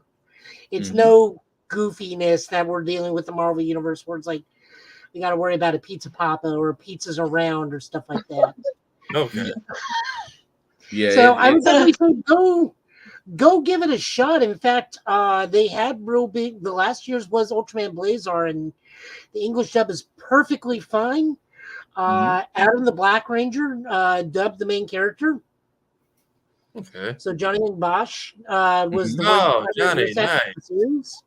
Again, you'll get to go see Caveman Unga Bunga goofiness with Blazar. I'm not joking. It really is. His fighting style is kind of like a Muay Thai fighter, but yeah, he doesn't even do have a traditional ray attack until a certain point in the series. So go give it a shot. I would just recommend it because it's so easy to binge. Lizzie, have you had any experience with Ultraman, or is this your first time seeing it? I've heard about it. I haven't really delved into it, but I like just from the trailer alone. I like how they're just like, "This is what I am. I'm nothing more. I'm nothing less." It was straight to the point. So I was like, okay, I could see why this is popular. They ain't trying to beat around the bush. They ain't trying to be convoluted. Just like, this is what it is. Like, go watch it. So I mean, by that, I'm like, I'll give it more of a shot. And they come with really fun transformation devices. Oh, nice. Nice. Well, before we kind of get to the before our comic pulls, just a few last things. I would be remiss because me and Joe and Tafari and Lizzie, are you a fan of wrestling by any chance? I watch it here and there. I won't say I'm the biggest fan, I gotta be honest, but like I like hearing about it. Okay. Well, me and Joe, we usually try to keep ahead of ourselves, but we would be remiss if we didn't talk about WrestleMania 40. Again, it's after SmackDown tonight. It does go into the Hall of Fame, which again does have an interesting Hall of Fame class that's actually going to be inducted this year.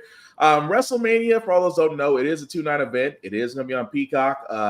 Night one will definitely have a lot of great matches. However, the biggest one will not happen until night two, which is basically Cody Rhodes versus Roman Reigns for the Universal title. As you can see there, they will have a ladder pack. They will have a ladder match for the Undisputed Tag Team Champions titles. Of course, Bianca Belair, Naomi, and Jade Cargill will be facing Damage Control in a 6-woman tag match. Really quickly, and I wish I had a picture of this because the one thing I will say about this type of WrestleMania is the fact that we're seeing a lot of first. And the first I'm getting at is more representation, especially for black athletes. And again, to actually not only see at one point we saw Bianca Belair and Sasha Banks at the time headline WrestleMania.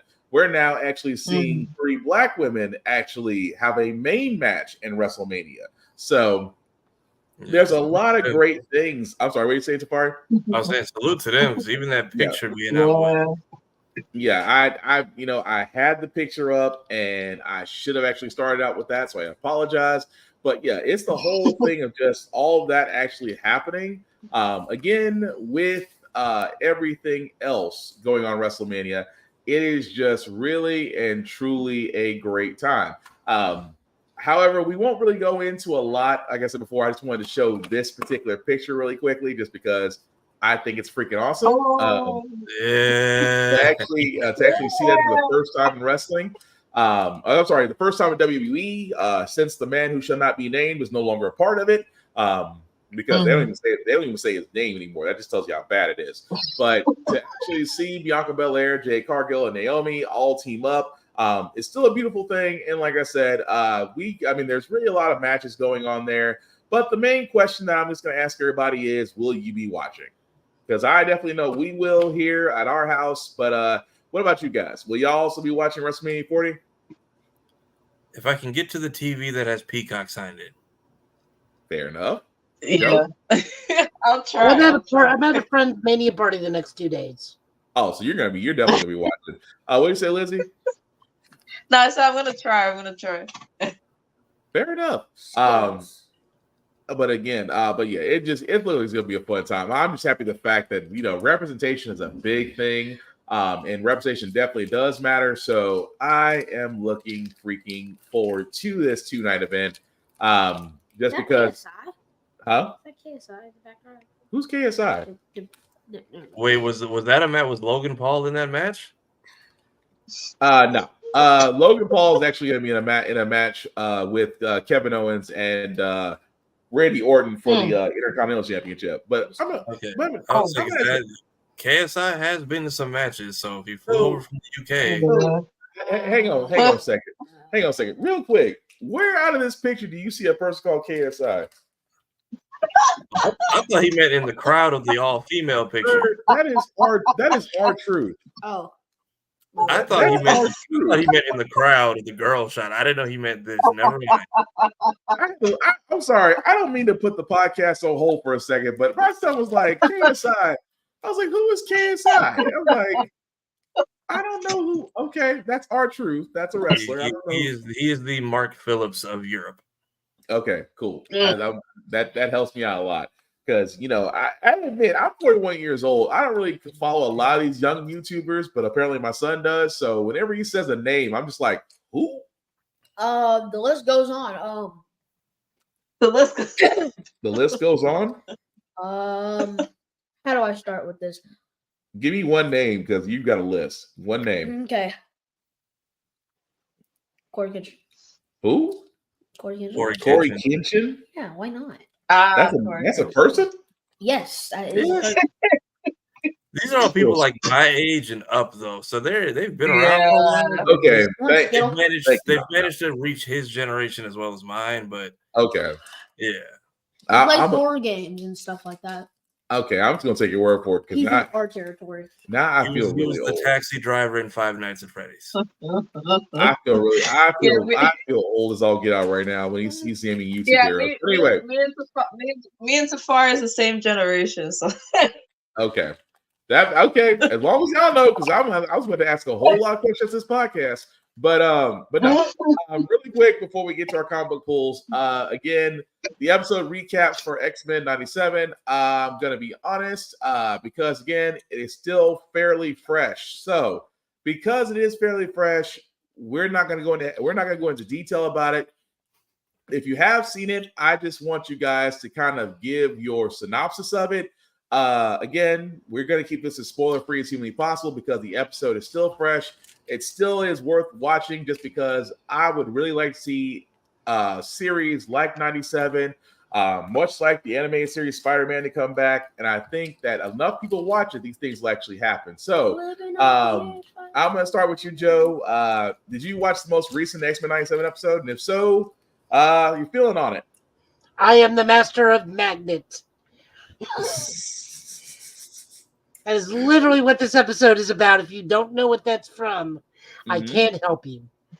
But no, this was very enjoyable. Very questionable ending on one particular thing that. Yeah, we did a lot this episode. We did a lot this episode. Yeah. Jubilee had a very interesting birthday present happen at the very end of the episode, which I was like, one of my friends like, did they just lay down? It's like, don't worry about it. It cut to it irised out. Don't worry about it. Pretty much. Everybody in the house except Gambit and Morph. Yep. Lizzie, what do you think? So y'all gonna hate me, but I need to catch up because I didn't get a chance to watch it. It is completely fine. You are completely fine.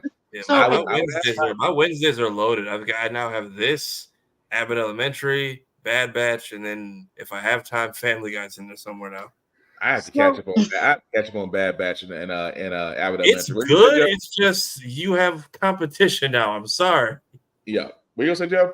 I did notice one Easter egg is that the original Jubilee actress was the character in this episode. Yep. Now you can give what's yours, but you can't spoil it. Can't spoil it. Right. It's good. That's up. Fair enough. It's good. Also, clearly somebody got put on Ozempic from 96 to 97. Yeah. I get everybody back. I didn't realize she didn't come back for the role until the cameo popped up. They sound the same, to be honest. Yeah. The only thing I'm very confused on is why Storm is getting like a very split off B story. I heard in about its own episode. Like I feel like I'm glad she's getting like her own story to tell. Yeah, but I want that as like a full episode, not as like a detached B plot from the rest of the series. I mean, fair enough, but I give it time to cook on that one. I'll give it time to cook, see where they go with that. But did she not meet him last season of the last show? Because I could have swore they all met, but it was pretty much just Forge and Charles Gunn's like, cool, we bouncing. That was pretty much the only interaction. Okay, because I was like, how do you not remember him? Yeah, because I think that was I remember what it was. That was an Iceman. That was the episode where they reintroduced Iceman. Yeah, and they had to fight the Wyman, their offshoot reboot people. And no. X Factor's a real thing. They were a Peter David team working for the government. I have most of that run. Okay, and then didn't they come? And then the Phalanx in season 5. Didn't they come to? Didn't they do a Forge with that again? Yeah. Unless Storm wasn't in that episode, I don't know. They always conveniently. You're the right ballpark. Yeah, because they always conveniently remove the isolate the X-Men that they need for the episode. They were not together in the comics at that point. I think at that point they were still teasing Wolverine and Storm. Yeah. Which we teased that for an episode and we went right back to Jean. Yeah, but now to be fair, that was an alternate future. It was, but then when they ended with them flirting in our timeline, it was just like, oh, they're going to an alternate timeline. Nope, there's just a red flash of light, and no one's gonna ask what that was. Pretty much, but no, it was still a good episode though. So I mean, I'm looking forward to it. Lizzie, you definitely will be looking forward to that one. I still want to know your thoughts on that when you do actually get to see it though. But aside from that, aside from that, we did see the season finale of Invincible again. the way I can explain it, I don't think. I mean, the ending itself is leading up to the third season because a certain character was introduced, and because a certain character was introduced, I'm concerned for Mark. If they decide to go that route, I'm kind of hoping they don't. But it's Amazon Prime. Invincible is not a kid's show. They just might go that route. But again, it was a solid season finale. I love what they did with it. The fact that they really showed a side of Mark that I think is gonna be very different come next season. But I loved it. Tafari, did you get a chance to watch it? I finally saw it last night. I like how they dodged all the legal smoke with the cameos. That was great. Oh yeah, that part. Again, if you want to know what the cameos, the reason why I'm not saying them is because they are definitely worth watching. Lizzie, do you keep up with Invincible? Were you able to watch it? Yeah, I was able to watch it. Like you said, I don't think people are prepared what's to come next season. That's all I can say. Yeah, it's gonna be whoo, yeah, I like it. Well, let's just say when you're old enough to watch, I'll tell you. Okay. Right now. Just brace yourself. I feel like the characters are usually smarter than I feel like there's so many times in the plot where like the characters are smarter than they lead off. Because even when his mom was reading him, and I was like, why do we not make this a longer conversation? Yeah, you are mad at him from every other reality. Why are you torturing the one good one? Why don't you go back and fix the other 1,000 planets you came from? Why are you here? Also, if you were so much stronger, why did this lady, this white woman's vase cut you like that? And that should have told Mark, who has who's fought enough to realize you can't be that strong. My mom cut you while I was away. Also, shout out to Sterling K. Brown. Wonderful job. Yeah, wonderful job he did with his character. I'm gonna leave it at that. I didn't realize that's the thing about Invincible. I've learned like I like the villains, but dude, they get out of here like that. Yeah, they don't really have a staying line. Well, except for one, but we haven't gotten to them yet. There is one that is going to be something else, but we haven't got to them yet. But again, no spoilers as we did, guys, because with both of those, you highly should watch them. And again, we want to encourage you guys that once you do watch them, definitely come back and let us know what you think about that. But we're going to go ahead and get to our comic pulls. So top pulls of the week. So before we do get to them, we do always want to sit there and shout out to our people that show us love. I'm talking about Rick's Comic City. Rick's Comic City, if you are in the Middle Tennessee area, definitely check them out. They have 2 locations, Nashville, Tennessee, and Clarksville, Tennessee.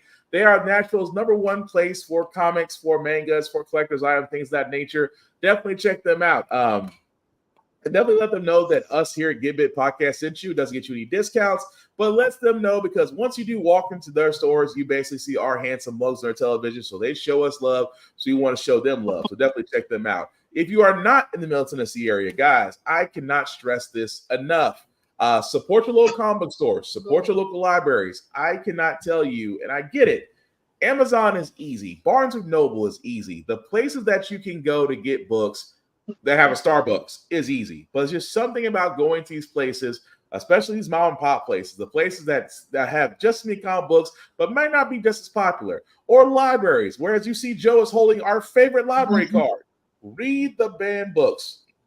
Kids who are listening to the sound of my voice, you may not know it right now, but there are people out there that are trying to make sure that you cannot read certain books. That being said, me and Joe and everybody else here at the Give It Podcast have always said, read the banned books. There is something there that you ought to know that they don't want you to know, but you'll be better for it because you do know it. So, with that being said, guys, definitely check out Rick's Comic City if you are in the Middle Tennessee area. If you are not, support your local comic book stores, support your local libraries. They are the last places left, and once they are gone, you are going to miss them. Read them. As your walls.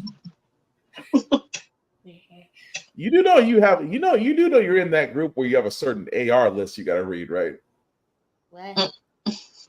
Why? I'm confused. You got real confused when I brought up AR list. That being said, Joe, I see you got the comic book list ready. So what do we got? Blue Beetle. We got Blue Beetle number 8. This is written by Josh Joe with art by Adrian Gutierrez and colors by Will Quintana. This starts the new arc, Pinnacle of Achievement. One of the Earthbound Beetles willingly gives up her Scarab to Victoria Court, and mistakes are immediately made by trying to access Scarab technology and integrating it with Earth robotics. Needless to say, oops. Very much. A very big oops. I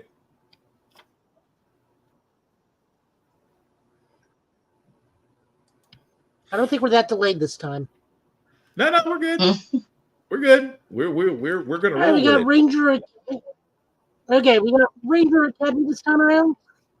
Mm-hmm. We're looking back into this one specifically because there is a giant update with one. What was that? Nope, you're good. Go for it.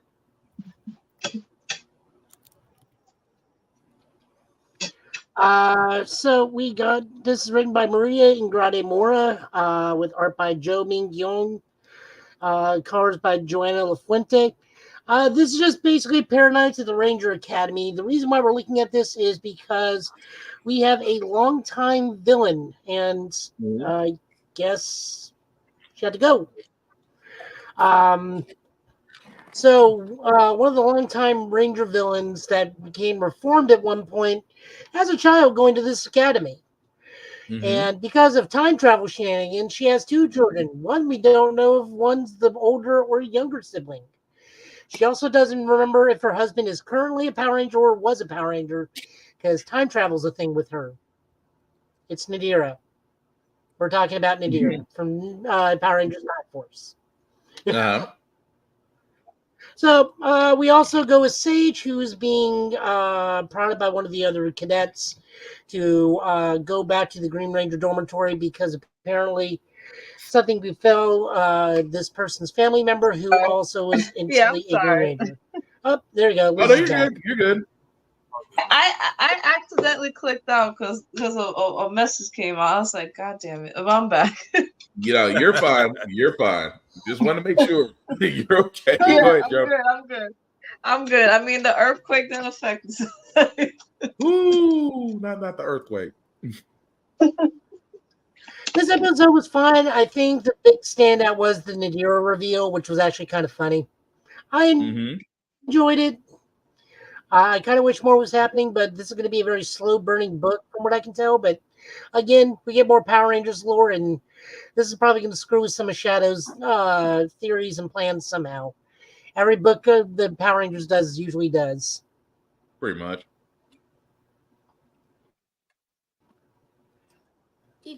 Moving over into Marvel, we got Avengers number 12, written by Jed McKay. Please take note of that name. We'll be saying it at least 4 more times tonight. With art by Francesco Mortino, and color by Federico Blee. So this issue actually does address why have the Avengers not been helping out the X-Men this entire time. The Orchis has not been pretty much stamping out humankind. It's pretty much Iron Man's like, hey guys, I got this. Right. It's like, what about this? I got that too. What about this? I got it. And then Tony's like, okay, now I need you guys to step in. It was good. It was interesting though, the fact of how that all unfurled in one shot. But yeah, it was a good issue. I liked it. I liked it. Moving on over, Doctor Strange number 14, also written by Jed McKay, written by Pascal Ferry, and colors by Heather Moore. This continues the D&D miniseries that Doctor Strange is currently caught in, along with Black Cat, Hunter's Moon, and Taskmaster. Things go badly because Baron Mordo got a hold of the book, and then Doctor Strange realized, oh wait, we're in D&D. All I gotta do is be a DM, and I can basically become god of this world. Also, fun and shenanigans. But still, a D&D campaign with Taskmaster. Go ahead. No, I was just saying a D&D campaign with Taskmaster is still funny to me. But go ahead.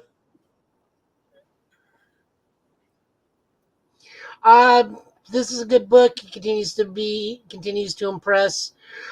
This directly leads into Blood Hunt #1, written by, you'll never guess it, Jed MacKay,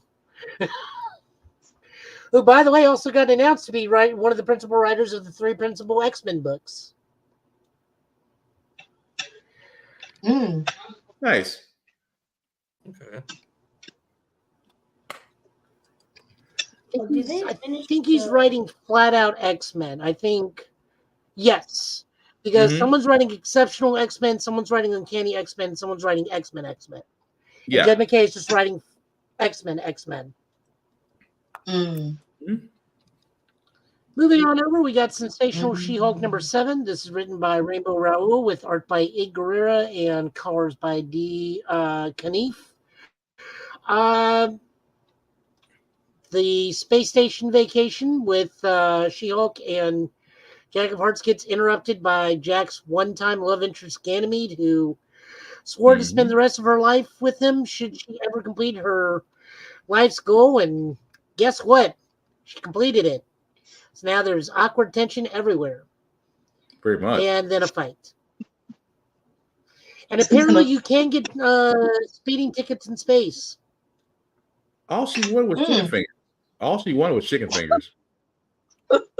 That's all she wanted.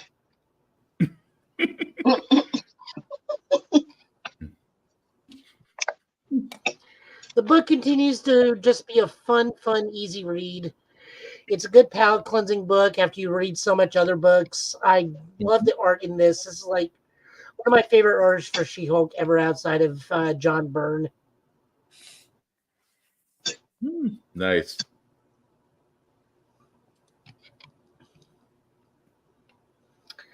We get Vengeance of Moon Knight #4 with, guess what, Jed MacKay. Art by Alessandro Capuccio and colors by Rachel Rosenberg. Look, Jed MacKay is the golden boy of Marvel right now. This man is like juggling 5 different books at this point, I think. Yeah. This time around, it's Hunter Moon in the therapy chair with Moon Knight's personal therapist. See, Chad, there is active therapy going on in the world of Marvel. Okay. Good to know. At least they have We some also learned who the new Moon Knight is, and that he's connected to an opposing cult of Khonshu. Kali? Is it Kali or Kalbi? No, Kali, you're right. Yep. And we learn it's an old Moon Knight villain, potentially. I'm not aware with who it is, but apparently it's like the Fist of Kali or something is masquerading as the new Moon Knight. Good book. Again, I like seeing heroes going to therapy to work out some things, and it's very interesting with Hunter's Moon more than anybody else because of how intrinsically connected he is to the Moon Knight lore now. Yeah. Although the whole thing with him is the fact that with him and the imposter was always funny. It's like you didn't earn this, and that kind of sticks him a little bit. It's the whole thing of you didn't earn this, you didn't earn the title, you didn't go to being killed. It's like he was real heated about that.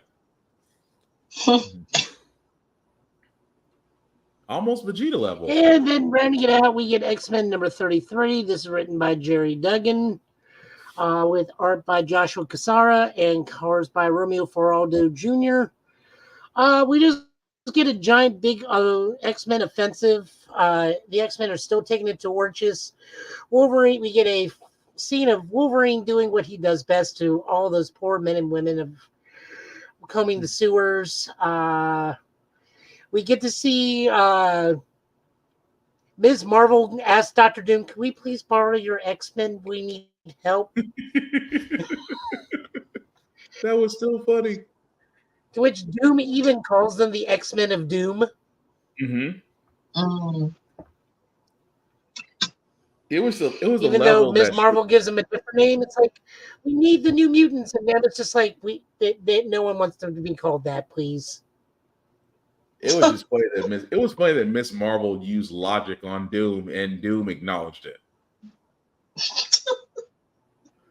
Doom was like, I guess I must intervene. I was like, Oh yeah. It's like the fact that Miss Marvel has figured out how to basically get Doom to do what she wants. That's an accomplishment in itself. From a guy. Well, I think it's also to a degree that Doom respects her. Yeah, that's true. Although at the same time, he said that they're still using Reed tech. It's below me. I was like, that man's hatred for Richards will never die. I also like the high five she does with Volgak. Mm-hmm. She would Volgak and immediately burns herself. It's like the man's fists are perpetual magna.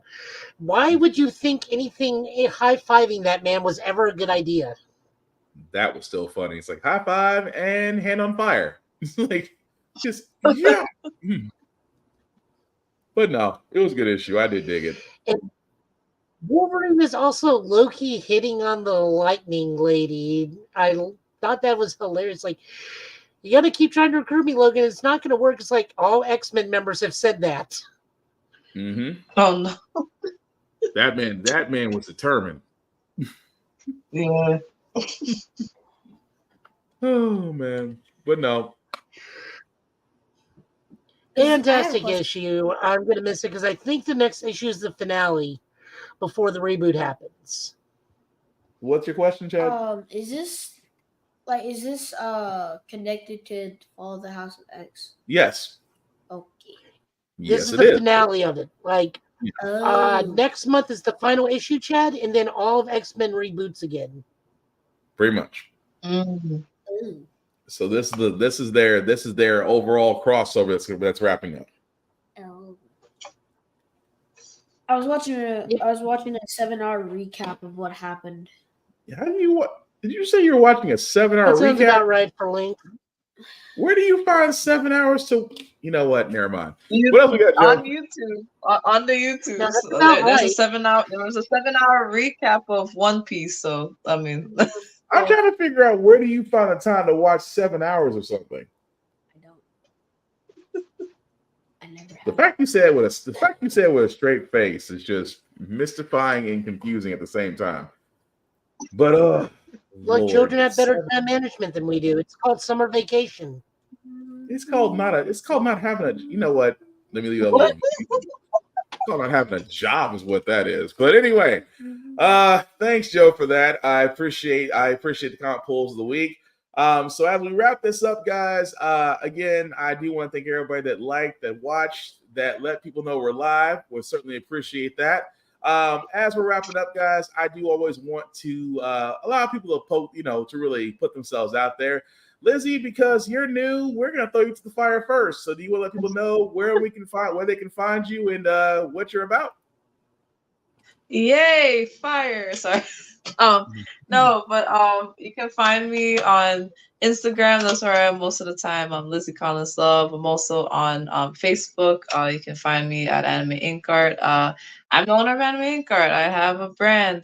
This is one of the sweaters right now. I have a Shopify store, Redbubble store. I do art. I also highlight other Blurred creators. Have a IG live show called Anime Ink Art Live Talks. Actually, you're gonna be on the show soon, so yay! And that's basically what I do. I just be on the internet with positive vibes and content. So that's what I do. Nice. Yes, I will definitely be a guest, coming guest on your show, and I'm definitely looking forward to it. I'm sorry, what? Can I be on it? Depends. I think you're due for a baseball game, aren't you? When? The same day. When's that day? Monday. When's Monday? Which Monday? When's Monday? I'm not going to be here next Monday. We know. Safari, you want to let people know where they can find you? Yes, I'm officially here under this name on all platforms that still exist for now because TikTok and X are hanging on by a thread. But I also post on Mondays because Mondays are terrible, and I try to make them a little less terrible. So you can find me doing all kinds of skits, rants, long and short form content of all kinds. Current video out is about the state of the anime industry and how we have basically let Crunchyroll become the new empire. So you can find me complaining about that. I also do the editing and behind the scenes work for Blurred's Eye View. Thank you guys for dealing with us in the clips and just supporting the highlights I've been busting my butt putting out, even though monetization is fun because our entire channel's in the red right now. So please support the new things I have to put out to make up for that loss. Also, the show is back on Tuesday. We are live at, I want to say, 7 p.m. our time? 8 p.m. 8 Eastern, 7 Central, isn't it? Yeah, 8 p.m. Eastern, 8 p.m. Eastern, 7 Central. Because you and I are in the same time zone. Everyone else is in earthquake land. Yeah, they're all on God's Etch a Sketch right now. Oh, I get hit by God's vans tomorrow on Monday. Apparently, this eclipse has all of Dallas on swole. So maybe I have superpowers next week. I'll let y'all know. All right. Joe, you want people to know what you're doing up to and where they can find you, sir? Sleeping, eating, staying on the couch. I'm tired. As you're clapping. Because I'm honest. You was testifying for a second over there. Lord, go ahead, Joe. Let me think. Joe Italian last name on Twitter and Twitch, which I'm currently streaming this to Twitch. Because I don't stream anything to gaming to Twitch at the moment, just because I fall asleep too easily playing games nowadays. It's what happens when you're a hospital worker. What else? Show Guy Joe, I put up a new video. Not doing that great, but it's also very, very old school. I put up episode 5 of Turbo Ranger randomly because it went up on April Fool's, and I was supposed to do Boon Boonger episode 5. Coincidentally, it was both Black Ranger themed issues that both dealt with cops. So I lucked out because I chose that purely at random. Nice. So we get to see Super Sentai from 1989 and all of its hilarious glory, where the monster's whole purpose was let's turn everybody into samurai. Mm-hmm. And then let's go after a little kid that has nothing to do with this story whatsoever. And it's like, right, it's Showa era. That means half these episodes deal with a little kid that bears nothing on the plot whatsoever. Yeah. God, I hate Kenny's.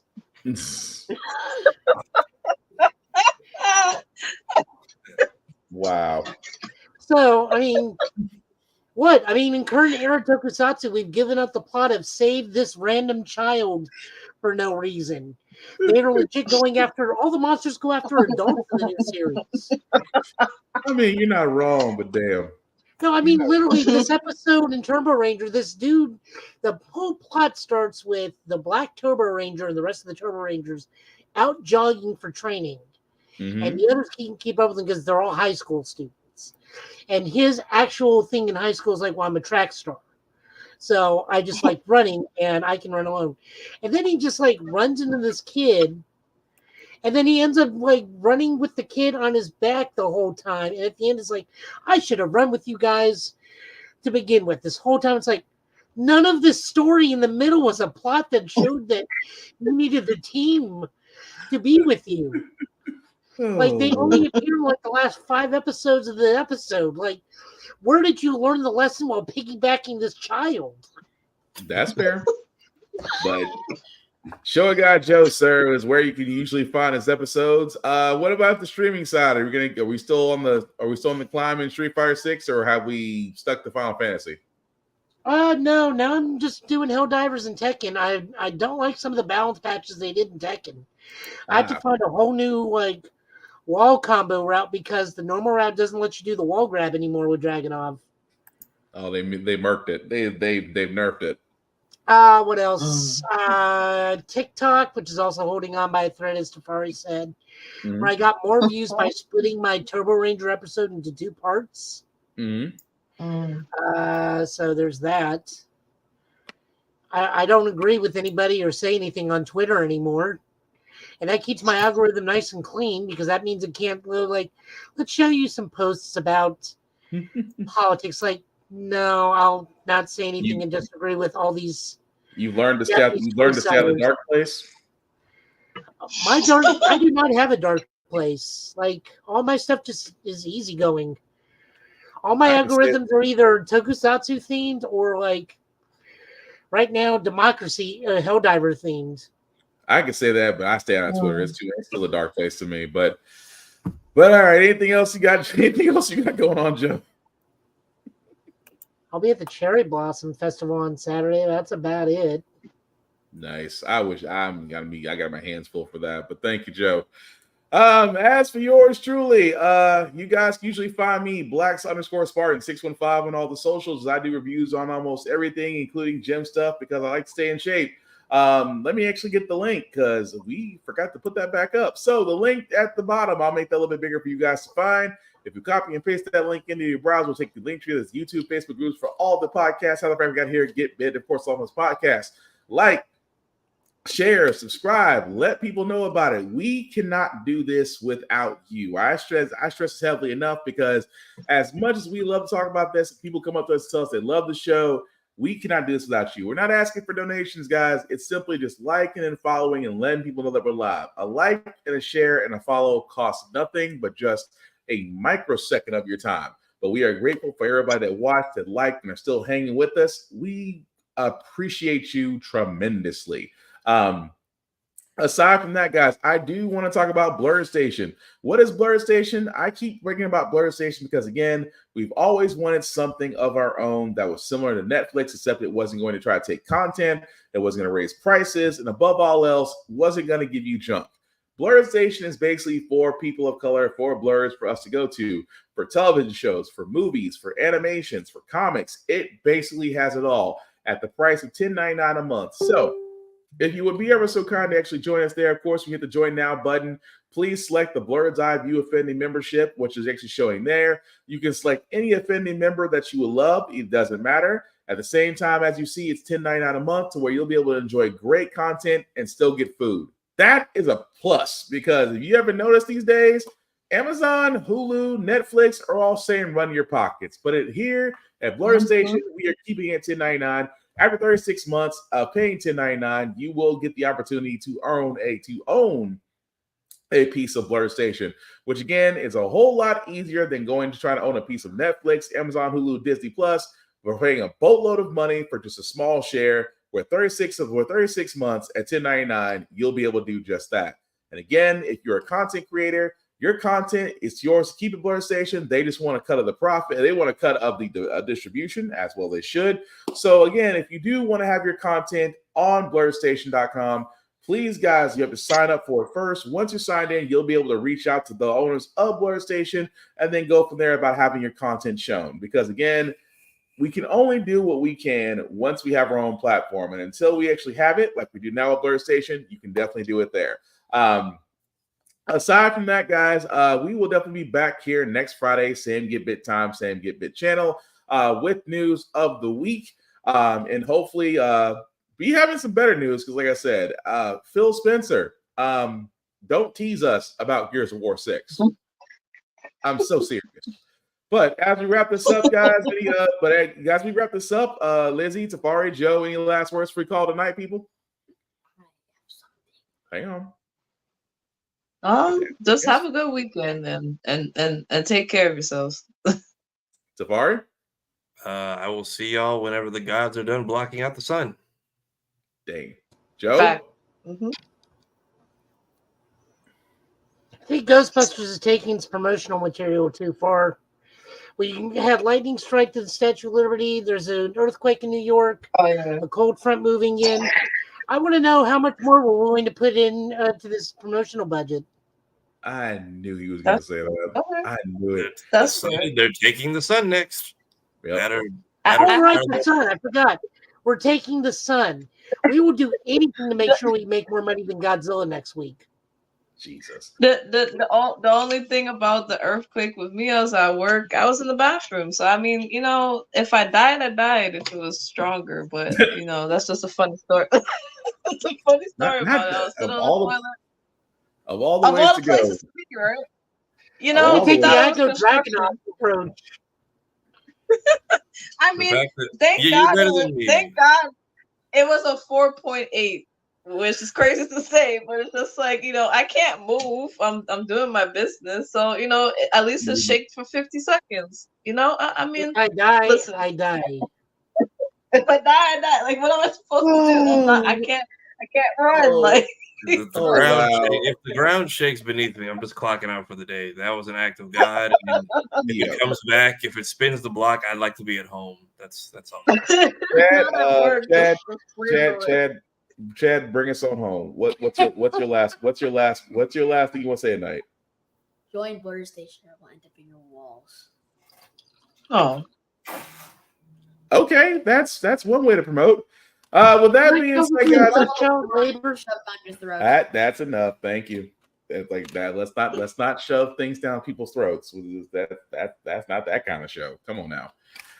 With that being said, guys, yeah, they will come after you. Trust me. We talked about. I mean you, because he keeps trying to show for you.